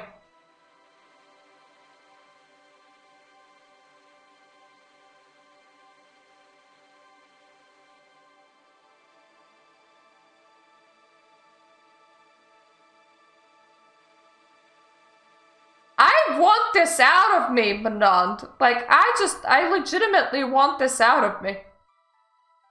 I'm not an interface. Fuck you with your interfaces. Can remove it, Julian says, if that's what you want, or you can keep what I've given you and gain powers you can't currently imagine. I mean, if I were you, I would gain the powers, but you know. It's distraction, Prince Lito says. This is only one real question. What will Babylon do? He turns to face you, Julian eyes narrow. That sounds more like a threat than a question, Prince, the Asamite says. You overestimate my opinion of you, Lito says. Meaning? I've seen attacks on Masquerade come and go, Julian. I saw the Sabbat at the height of their power, remember, running through the whole cities, embracing people in the streets, dumping them in shallow graves, and letting them run free and starving through New York and LA. The Masquerade is still intact. You'll fail too. I'm a little offended, Julian says. Shouldn't you at least try to kill me out of principle? You can see the fear in Julian's face, but Lito's face shows only resignation. Babylon will be best served by rejecting your foolish plan, it is true, but you're not a threat. I apologize if my assessment of you gives offense. But I'm not going to kill anyone tonight, are you? Julian leans back, rubs his jaw. No, he says, at last. You see, Lito says, we are civilized people here. He tries to smile, then his gaze drifts away again, his attention drawn by the beckoning. Oh, I'm in love with the friggin' elder that's gonna leave for the Middle East. Well, that's great.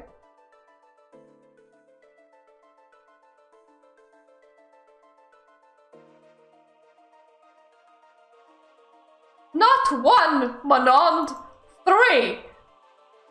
Don't give a shit how dangerous it is. Out! Out! Foreign! Out! You sure you can separate the formula from my blood, Julian? I have the equipment that can separate the formula from your bloodstream, Julian says. But you're the ideal candidate for this procedure, Babylon.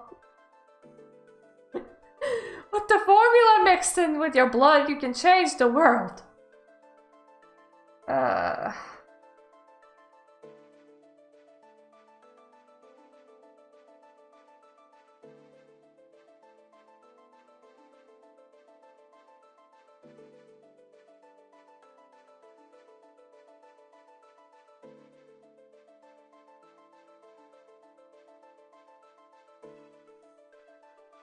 Yeah, I don't want a position in the Camarilla. I want a position with Lito, and I would follow that ass everywhere. But, I just really want the formula out of me, so Lito is right, Julian. Your plan can't succeed, and I don't want this stuff in my veins. Remove the formula. I don't give a shit whether it can or can't succeed. I don't want to be the experimentation bunny. Yeah. I thought you wanted to help people, Babylon, Julian says, not serve the whims of the ivory tower. Together we can fix at least some of what's wrong with the world. What can you do to the Camarilla except hide the rot? I've made my decision, just get it out. Hello? My weeks are just crap in general now, Jade. It's... The allergy season has started, and it has hit me really badly to a point where my legs are swollen, which means I can't even move all that much. It's that bad. I am on anti-allergy pills for days. I have ordered a stupid amount. I have creams all over me. And mostly the doctors are just waiting to look if any of my tissue starts going necrotic, because then they would just give me anti-blood clot medicine. Because they can't really help your body from reacting to pollen, and it's not even grass pollen season, it's just the tree pollen season. I am scared.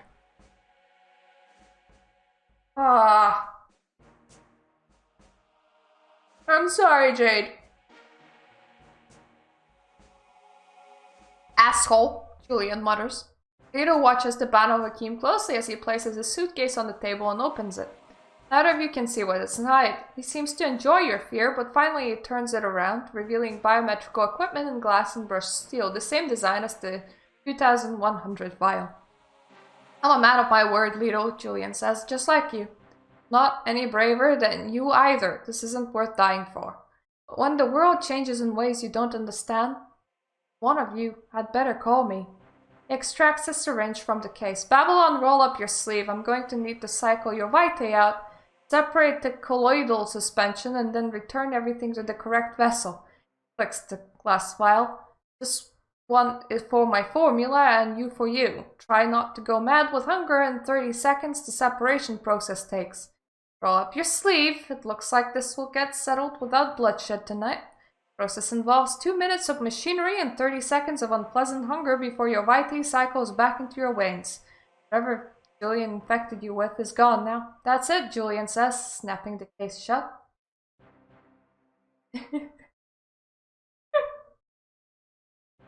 Ah, yes, Jade. Yes. It's worse though because there's like very nice parks and I like nature. You see, that's where I go to relax. I go to nature to relax, and now I can't because it's trying to kill me. It is legitimately trying to kill me, and it's not even grass pollen season yet, which scares me. Yeah, I know, right? So I kind of closed myself in here, and I was just playing a lot of Final Fantasy and Crusader Kings because I can't enjoy the outside. Yeah, it's only the trees for now. It's only the trees for now.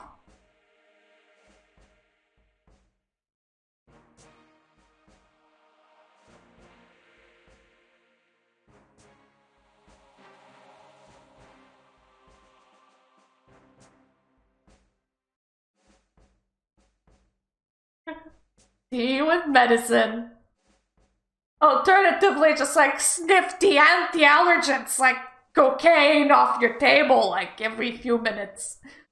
The issue is that anti-allergens also make you like super sleepy. So and one day you normally are only supposed to take 10 milligrams, but one day I actually did 20. And that just like knocked me out. Yeah, just a line of Benadryl, don't mind me. Well, you know, Julian, it's been real, but if you ever influence my thoughts or put blood in my veins again, I'll turn you to dust.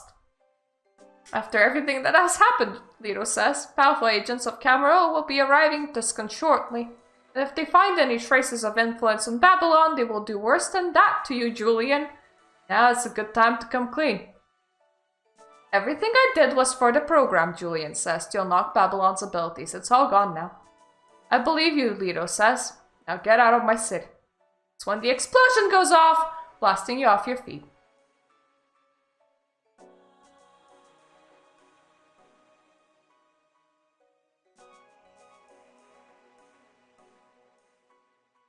Well, I'm just gonna draw my sword because I am not gonna call the prince a meal ticket. I like the prince, okay? Game, stop acting like that. Julian dives under the table as you get your cutlass out of your canvas bag, but then the shaking stops as you notice Lito just standing there in the doorway.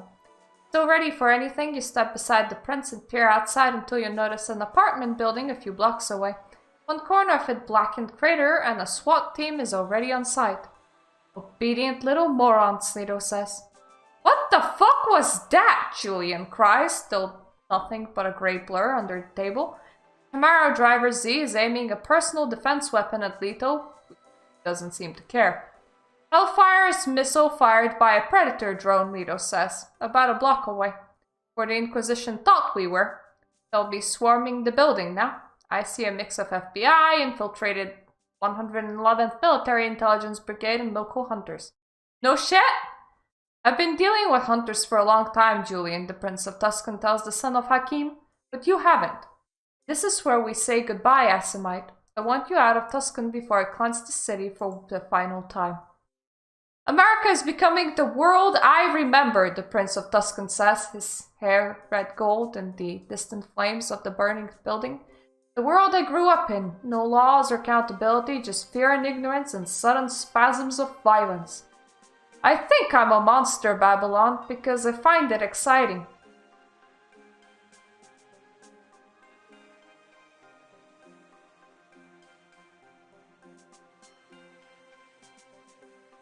Julian Cookie! I'm pretty sure that whoever's sitting on this side of the stream is human. But,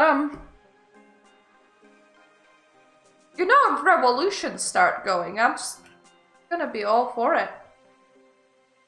I'm not offering myself to the front lines. I'm not the kind of person, but you know, the current situation is kind of miserable, so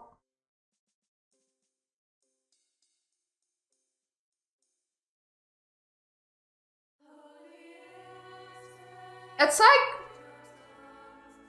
our current generation is standing on a pit of quicksand.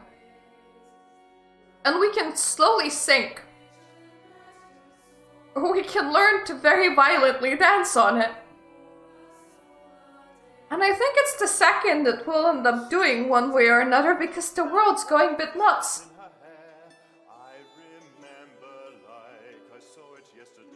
So just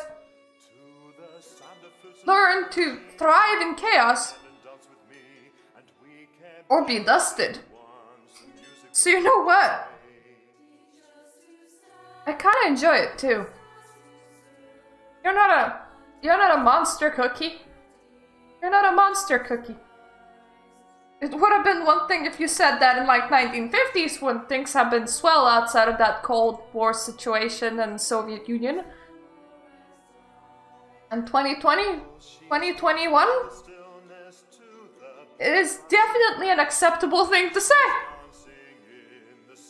We can't linger here anymore. We'll split up. Meet me at 300 East 16th Street. Take at least an hour to shake any tails. Once we're there, we're getting rid of the SI in this town for good. The drive is less than 10 minutes, but you know how important it will be to shake any tails. You turn back onto the Speedway Boulevard and watch the apartment building as it burns. Take a left and accelerate smoothly up North Stone Avenue.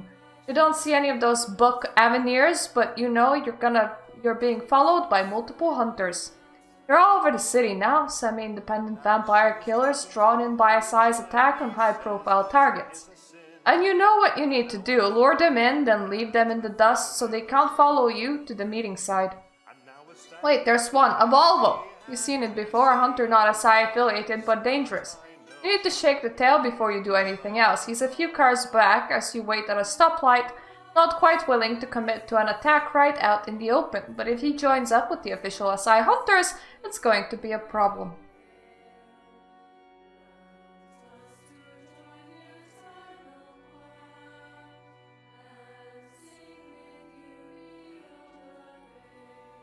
You know what, my Audi is faster than a Volvo. I stay calm and outrace him in the straightway because I no longer have a durable car, I now just have a fast car. The Volvo follows you for 2 blocks, looking for a chance to strike. The moment you reach one of Tucson's big, beautiful 6-lane roads, you slam the accelerator. The hunter doesn't have a chance. His Volvo follows you for maybe 100 feet, then he barely avoids a collision with a Honda Odyssey and skids to a halt. You won't see him again tonight. Is that all of them? You think you're done. Then you spot up the black Camaro. The blank, helmeted head turns back and forth, scanning you.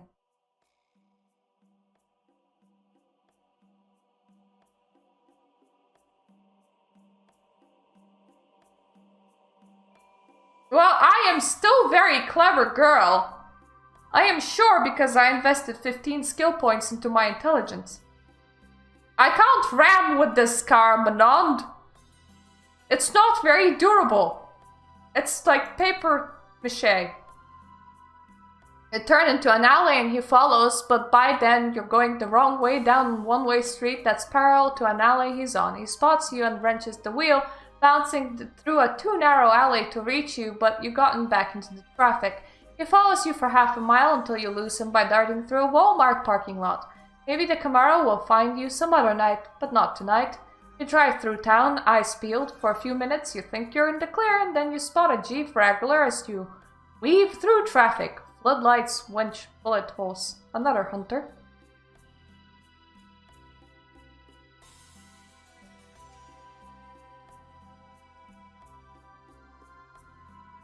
Well, maybe I'm nimble enough to outdrive the Jeep. Maybe.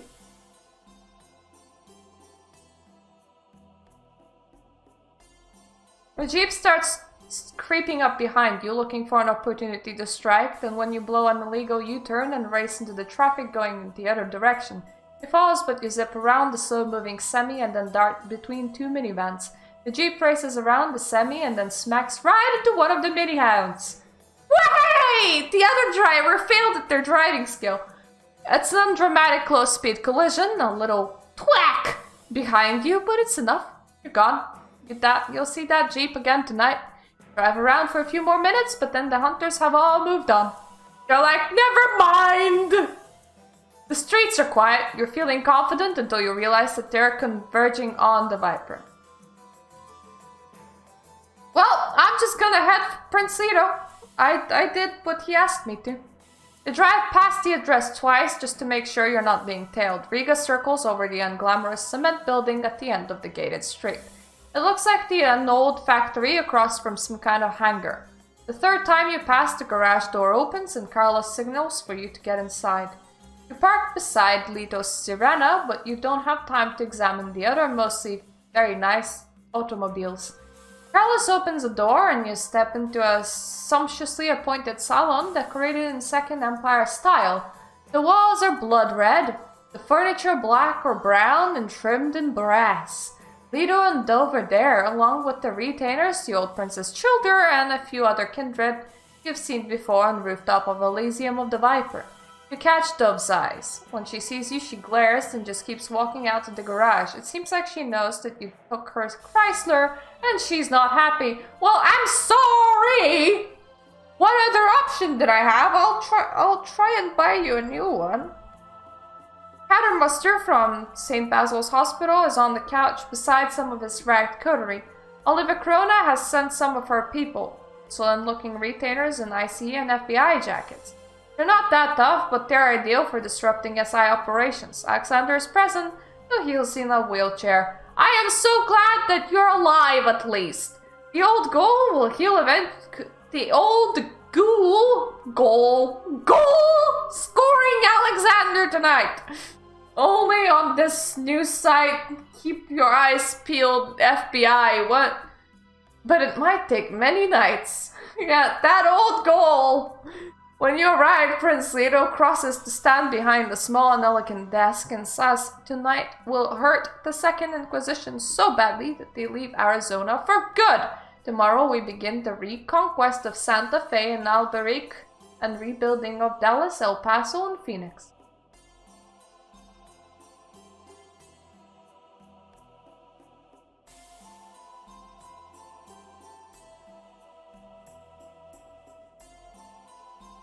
I'm just gonna let Prince Lito do a speech. Let it rip. Just fart on the audience. We've already been able to use the data Babylon and the SPN provided us to make the SC commit a serious blunder. As of 1 hour ago, a half hour following the unauthorized drone attack on Tucson apartment building, Agent Donati has been suspended from active duty. The crowd cheers, but Lito holds up a hand. Silence instantly falls. She doesn't care, and neither does the SI. They're operating without formal authority from the FBI and the Pentagon, determined to crunch us the way they crunched Flagstaff. The information we gained from Jasper Noel's data cache has revealed all kinds of interesting information, including for the first time a complete map of the shadow rooms that Jasper Noel's wove through the entire Viper with his sorcery. We have discovered some of them when we blundered into Julian's operation, but we did not previously understand how extensive they were. The sorcery that sustains them appears to be failing, but Jasper can serve our needs one last time.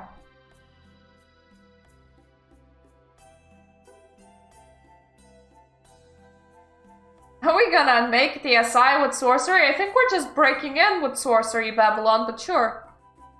Alas, I'm no sorcerer, but after Jasper was destroyed, no warlocks have come to my court. No, I have a simpler plan. It was a crueler age when I was born, Lito says. Are you sure?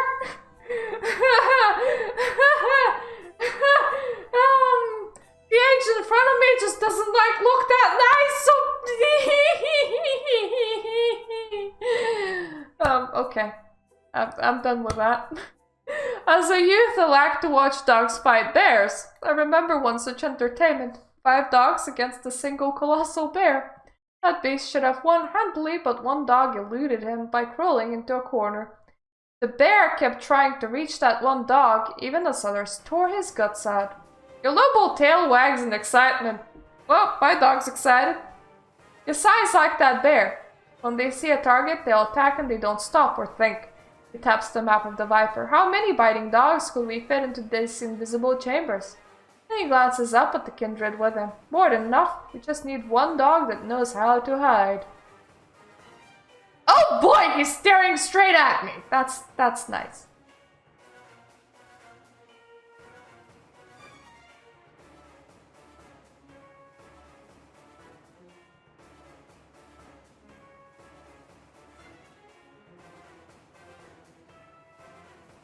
you know what? Sign me up!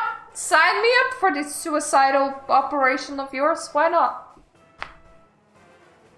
Good, Lito says. Here's the path you will take inside. He traces with a finger. You'll end up on the roof, hidden from view, and then that will give our people time to move into place. He points out several side entrances that they could take, which will allow them to move through the shadowed rooms. You can see how it works. The Asai chases you, gets pinned in the stairwell outside the glass box above the dance floor, and then Kindred can hit them from every direction at once. Even Lito's people are outnumbered, it will be a massacre. And from the faces around you, it doesn't look like you have a choice anymore. Everyone breaks up into small groups to get ready. You'll head out in waves, scatter around the city, and then move at pre-designated times. Check your knockoff Panerai. The watch says it's 3:45 AM. That's gonna be cutting it close. On an interesting time, you choose to come to Tucson, Lito says, looking east again. Honey, don't leave! There's nothing for you in the Middle East, I promise you. My ass is right here.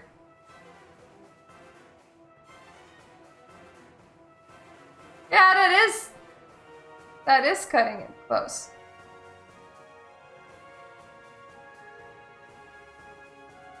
I'm slightly hungry. It's gonna be fine. It's worth a kiss. I want some time alone with Lito. I lead him away from others and then kiss him. This seems like a whim and indulgence, but how else are you expected to spend eternity? You catch Lito's eyes. He wanders into a narrow hallway and you follow. The moment you're out of sight of others, he takes you in for another of his invincible embraces and kisses you. Then he pulls away and studies your face. First, you can't tell who he's seeing, you or Isla, or maybe some forgotten memory from centuries ago. But then you're sure that he's seeing you.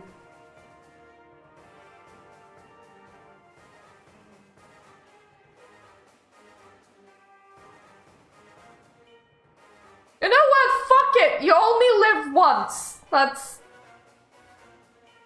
blood bond. That's a way to spend your time before you might move into certain death. This is of course irresponsible of us, Lito says as he tears your clothes off in the guest bedroom. We have work to do and we should. You silence him with your lips and drag him down onto the bed. You don't have much time and you both know it. Nothing tonight will be as tender as you might want it. Lito cries out as your fangs find his wrist. Then he bends you backward and slides his fangs into your throat. His body is hot tonight, flushed with blood, and his strength is irresistible. Blood pounds in your ears as your bodies tangle, and your vitae mingles. Mingly.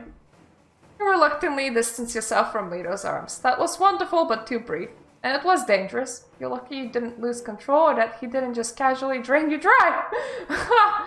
You didn't understand the extent of his strength until now. You sit there a little dazed as you realize how close you just came to extinction, and he kisses you one last time, giving a carmine smear. Then he heads back to speak with the others. You get dressed in silence, the warm glow of mingled blood transforming slowly back into fear as you consider what is to come tonight. But there's no getting around it, only going through. When you return to the salon, only Lito and a single retainer are left. He seems to want to say something about what just happened, but even the presence of a single ghoul means that Lito is the ego prince of Tucson.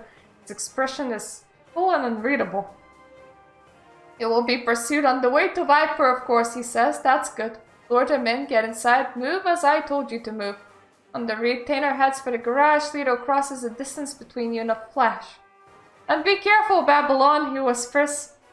Runs his long fingers up and down your wrist for a second. Then you realize that he's just confirming time on your watch. Nonetheless, his touch lingers.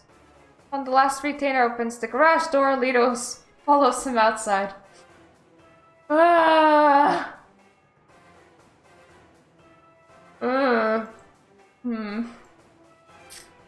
Outside of, like, nearly getting eaten and everything, that was pretty hot.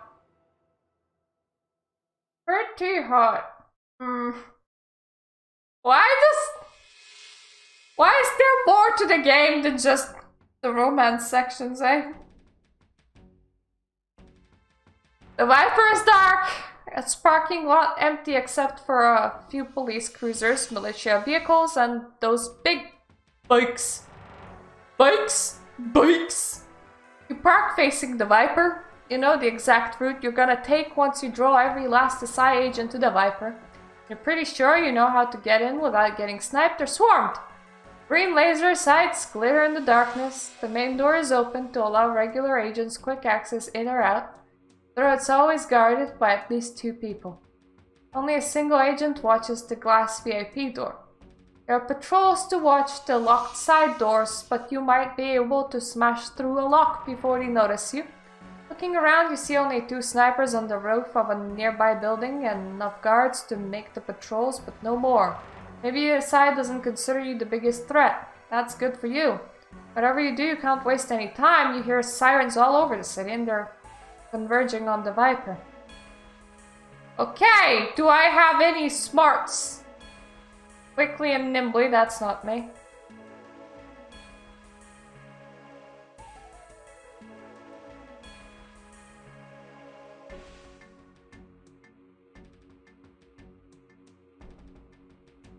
I don't really want to leave my dogo behind, so I'm just gonna use a blood point to celerity there. You wave shadow back and wait for the perfect opportunity to move. When the guards rotate, you sprint up to the VIP door of the Viper. It's unlocked. You order Shadow to wait, then signal them when it's clear. Lobo trots to your position. You both slip inside before the guards come back. Perfect. The guards don't suspect a thing. Actually, that's a problem. They're supposed to chase you, right? You head into the deserted main dance floor of the Viper, illuminated only by dim red emergency lights, and consider what to do. That's when Black Wolf, size of a warhorse, crashes through the VIP entrance with one API agent in its jaws that are under its paw. The guards inside turn and open fire with their shotguns, but the rounds just bounce off the wolf's impenetrable flesh. Go! Lito shouts at you, exactly as we planned. He bites another guard in half and shakes his back and forth as you run up the stairs. Oh, Lito's backing me up, that's nice. In the wolf form, that's also nice. That's kind of hot, actually, Wolfman. Now that you know that you're there, you can see and use the invisible rooms and blacked out corners that Jasper Knowles wove all through the Viper with his sorcery. There's an entire army behind you. Eventual goal is to position the hunters on the long, narrow stairwell that leads from the dance floor past the glass observation room to the rooftop Elysium. Then the Camarilla can strike from the shadows on either side. She's here for a reason. We need to find her, a voice says. It's Donati. She's coming your way with... You peek around the corner. 4 FBI agents in full body armor, toting shotguns, axes, and flamethrowers. He's carrying a flamethrower and several flare guns. The big woman keeps moving, but the soldiers with rifles and Phoenix badges head down the hall. Troops from the infiltrated 111th Military Intelligence Brigade are hunting you. You need to seize the initiative and force Donati's people to move the way you want them to move. And you need to do it before you're cornered or caught.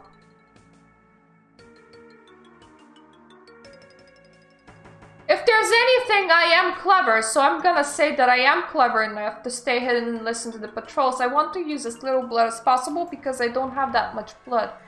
We spend an hour infuriating Agent Donati by sneaking past her patrols, luring them out of position again and again, then suddenly vanishing. Ma'am! You hear a voice say in the adjoining room. The Chiropteran has been sighted outside over the roof. That's Kaminsky, Agent Donati says. We're going to find his little servant, then we'll deal with him. Prepare the 111th. That must be like a lot of ones to say.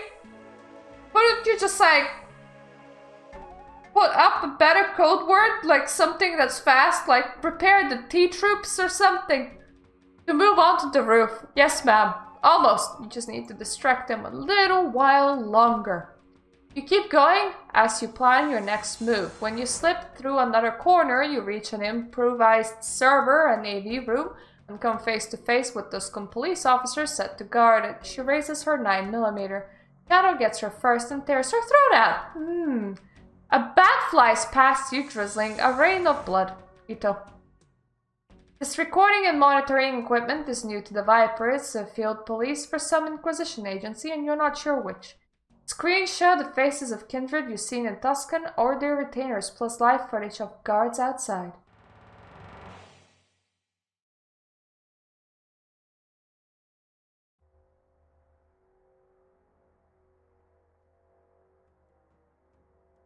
How hungry am I? Very hungry! Fuck the equipment, I eat the cop. I'm slightly less hungry, good. You grab her bare wrist and drink, pulling on her veins with your mouth until she gasps and dies. There wasn't much left, but you feel a little better. Can't stay here for long. Keep moving before you're surrounded.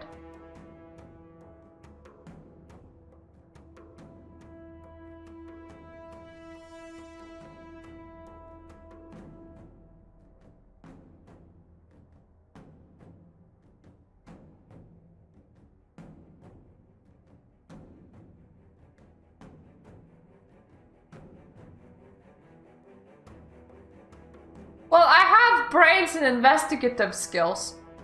Head for one of the Viper's monitoring stations, then I can use my brains and investigative skills to figure out how the guards patrol. A security office not far from the rooftop. You head there first, but it's guarded by Tucson police. But after a moment's thought, you remember a break room that had a dedicated security terminal. You head back downstairs. The unmarked break room still has a single laptop running next to the coffee machine.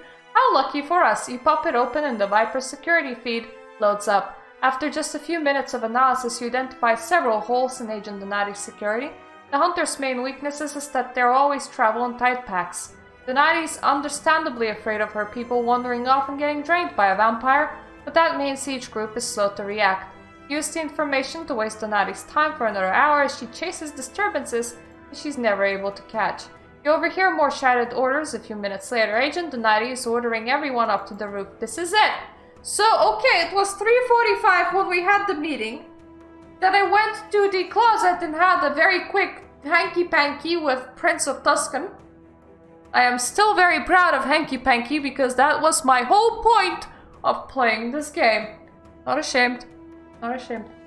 And I didn't even want a hanky-panky Julian because he's just really not my type, so I'm happy that I got Prince of Tucson for some hanky-pankies.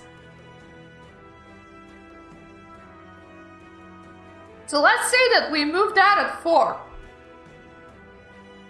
We wasted 2 hours, and it took us time to get... It's what, like 6:15 a.m.? That's really cutting it close, doesn't it? Have one last role to play. You just need to get the hunters on the stairwell. You head for the stage overlooking the Viper's dance floor. Donati is below you, surrounded by elite agents, all of them arguing about where the vampires are and how to stop them. You fall silent one by one as they notice you. Finally, she looks up. Get her! She screams. Perfect. You run. And you duck an explosion of fire and feel your beast writhe in terror. 4 agents with shotguns then split incendiary ammunition close in.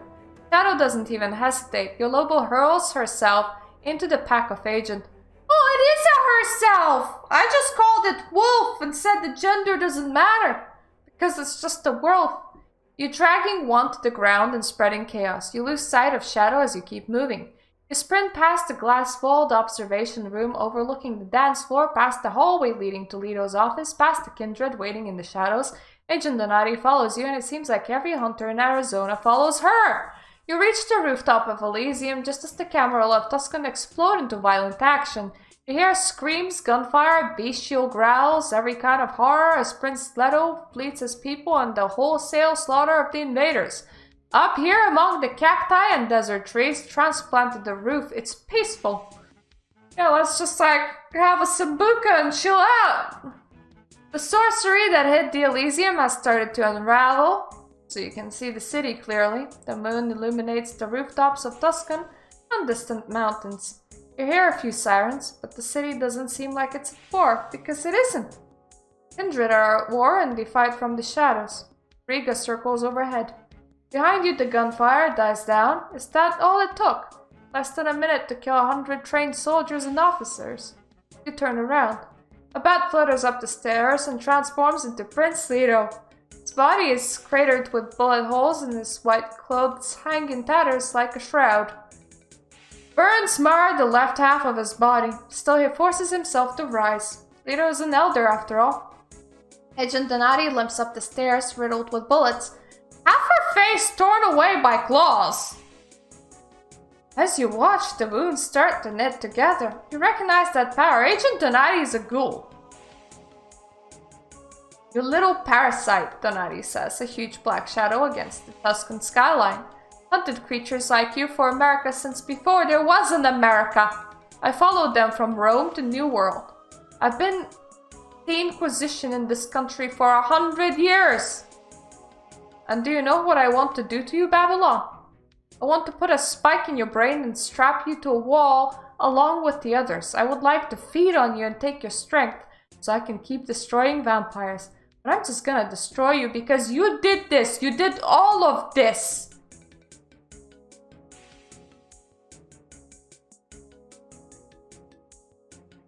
Well, I edged towards Prince Lito because we're all about that ass, and any option that's talking about that ass is yep, we're just going with that. I don't want him to get hurt. Well, more hurt. You lost, Donati. So have you! She pulls a flare gun and aims it at Lito, smiling through bloody teeth. The weapon bursts into flames, crackling before it fires, showing Donati with sparks.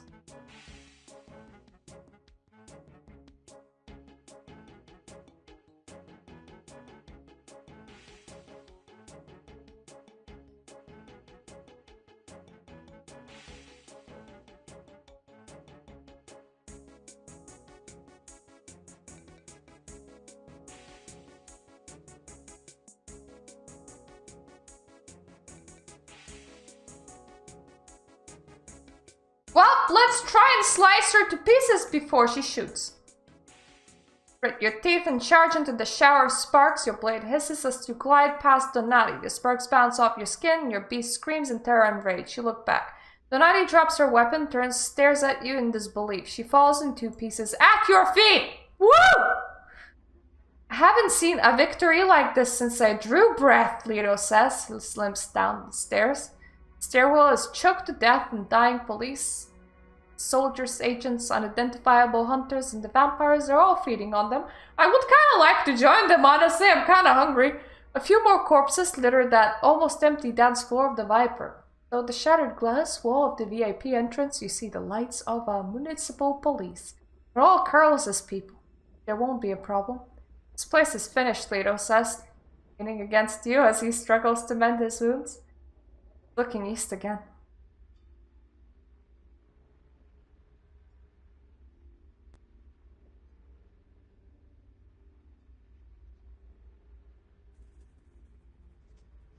Well, he leaves or not, I'm just gonna kiss him as much as I can. Lito's flesh is torn, but his lips are soft as he pulls you into the shadows and holds you close for a few precious seconds. Finally, he steps away and says, "We're not done." The rest of the night is spent in evacuation mode. The Second Inquisition might be defeated here in Tucson, thanks to the devastating effectiveness of Prince Lito's plan all across the southwest, but a gang war and local nightclub will eventually draw in the regular police. The children of the old prince work overtime, turning the mental powers and political influence to concealing the evacuation. Dove destroys any evidence of kindred activity in the Viper, while Lito makes sure everyone has a place to stay when the sun rises. You help whenever you can.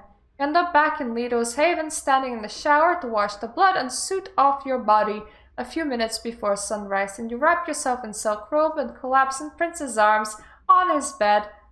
The moment the sun rises. Aww, that's nice. I mean, he's getting back into the east, but that's nice. When you awaken the next evening, Dove and Carlos are in salon watching 5 screens that are blaring the news of the night before. Botched corruption sting, Dove tells you. That's the cover story we're settled on. Will take weeks to make it stick. We've done this sort of thing before. Glances back at you and manages a brief nod. Won her over. Where's Prince Lito? Carlos asks. Leaving, Dove says. Like for good? Carlos says. Are you Prince now? For good, Dave says. She sounds tired, though she just rose, and I don't know. Both glance your way, but only for a moment. So the question is, now what? One answer is obvious. You would have a place at the Ivory Tower now, after everything that happened. The need carriers they can trust. Not fragged independent carriers, a dedicated in-house intelligence and recon force to rebuild the networks amongst the cities and restore order after loss of so many elders and after years fighting the agencies of Second Inquisition. There's a place for you here. On the other hand, you could strike out on your own, passively with the material support of Tuscan's Camarilla. From what you hear, Saddle is key city for the Ivory Tower's blood trade. You could head up north, and if you have enough venture capital, try to strike it rich. Really establish yourself in a way you couldn't here. But many mysteries remain about the alien vitae Julian infected you with. You know that Julian re-established himself in Denver, returning this year after abandoning his original 2100 program operation there. And you heard that the scholar or blood dwells in Denver, somewhere who could answer a lot of questions. Though without the alien vitae in your bloodstream, it might be more difficult. With the briefcase full of Julian's program research, you should be able to make inroads there. The only difficulty will be finding the scholar and avoiding the hunters who suspect what kind of power you carry in your blood. If you head for Denver, you would have to hope that you left the Masquerade intact enough here that you could reach Colorado without any hunters following you. Finally, maybe you could just try to live a life. You're dead, of course, but you could try existing as a person, if only for a few years. I heard that San Francisco is a good place for that sort of thing ever since the old prince left for LA. Maybe you could cultivate your humanity and try to live instead of simply exist. Wait, the old prince left for LA?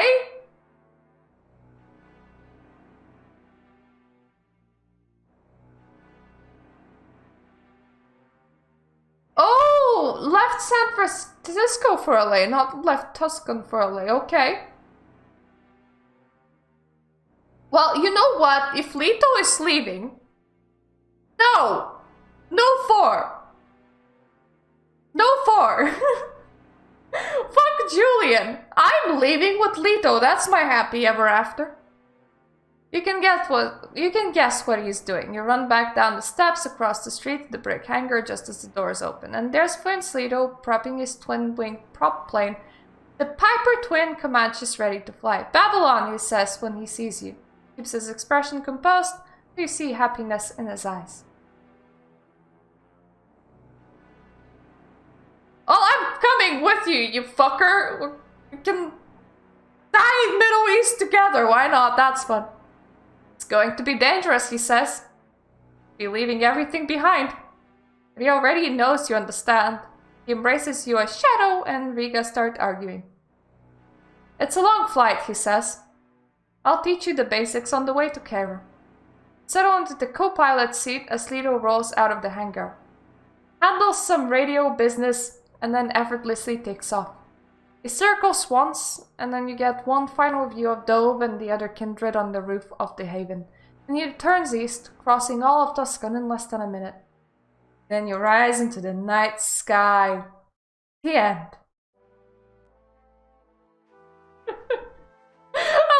You're like, thank you for playing our game. Could you please rate it?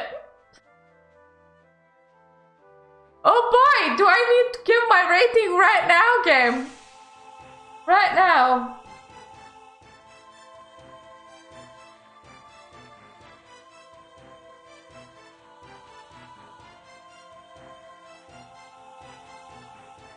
You know, I hated the manipulation. I hated the plot twists.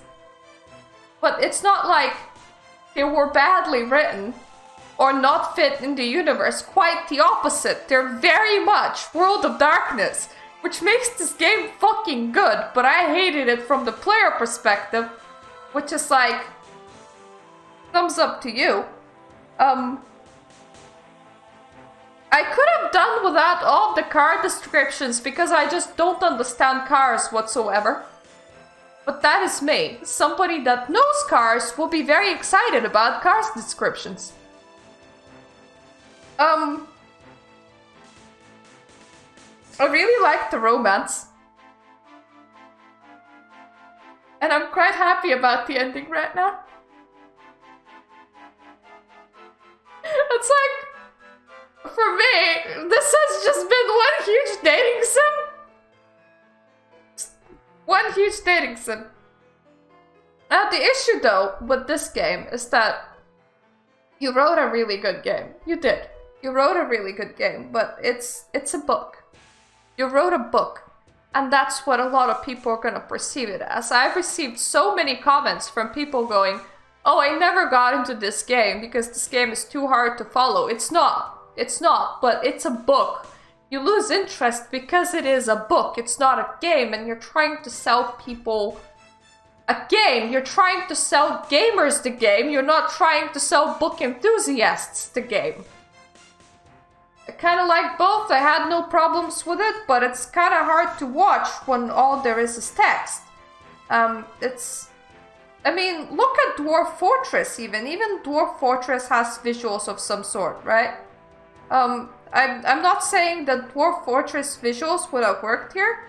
I'm saying that at the very least you could have made it into a visual novel, okay? And you have more money now, so maybe you could do that now. Yeah, it's more niche than a visual novel, and that is my issue, because you can't get viewers on this kind of thing. You get people angry that you're playing this kind of thing. It is about us, not a game. It's the bare minimum of game. So for that, I'm just gonna give you an 8. You lose 2 points from perfect. Because you could have tried harder and attracted a much wider audience, which I think the story deserves. I honestly think that this story deserves more than just this, and I understand the constraints, understand that it's hard, but I know that you're working on other games just like this one, and I think that if you made it at least at a visual novel level, it would receive more money and engagement. So how about that? Yeah, I don't really want email from you, sorry.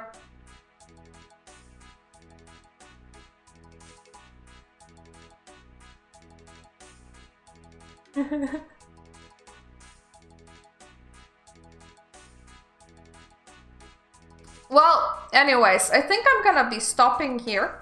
I do have expansion for it, but I'm not too sure if I'm gonna play that on stream, honestly. I reinstalled Skyrim because Skyrim is an easygoing game with very little choices. And I've been pestered to do Skyrim ever since I did Oblivion. We can literally just pop into that old wreckage and just fuck about. You know, fuck about with dragons and really bad AI and shit. And I think after playing a lot of visual novels, I kind of need to fuck about somewhere for a while. And I don't want to fuck about in the new game because I don't want to overstress my machine. Cyberpunk 2077 ran really poorly. And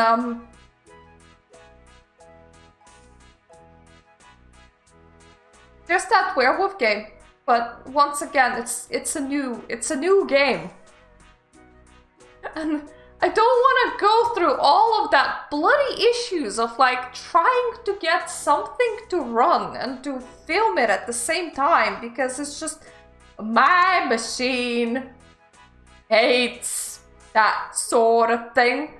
So it's gonna be fuck about in Skyrim and find out, I guess. We're definitely doing the main story, and anything outside of that is just gonna where the fancy takes us. So if anyone like really fancies us to like face plant into some DLC because I have them all or stuff, then yeah, sure, why not? If we fancy to just wander through the woods, then that's an option as well. Yeah. I'm hoping that at some point they're gonna update it to a point where my machine can run it comfortably. I can continue hoping, don't shatter my thoughts. Anyways, it's nearly 4 AM.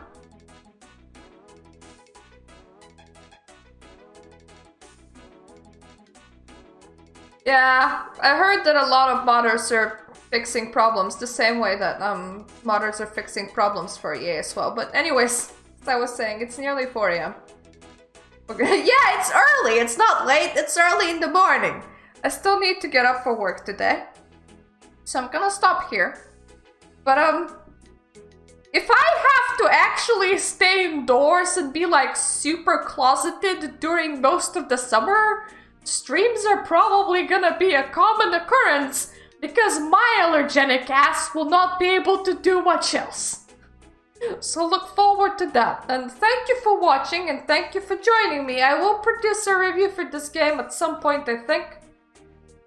Honestly, I kind of summed up my opinion right there and then, but that's gonna be on the working block, so whenever I have time. So thank you for watching. Yeah, and see you the next time.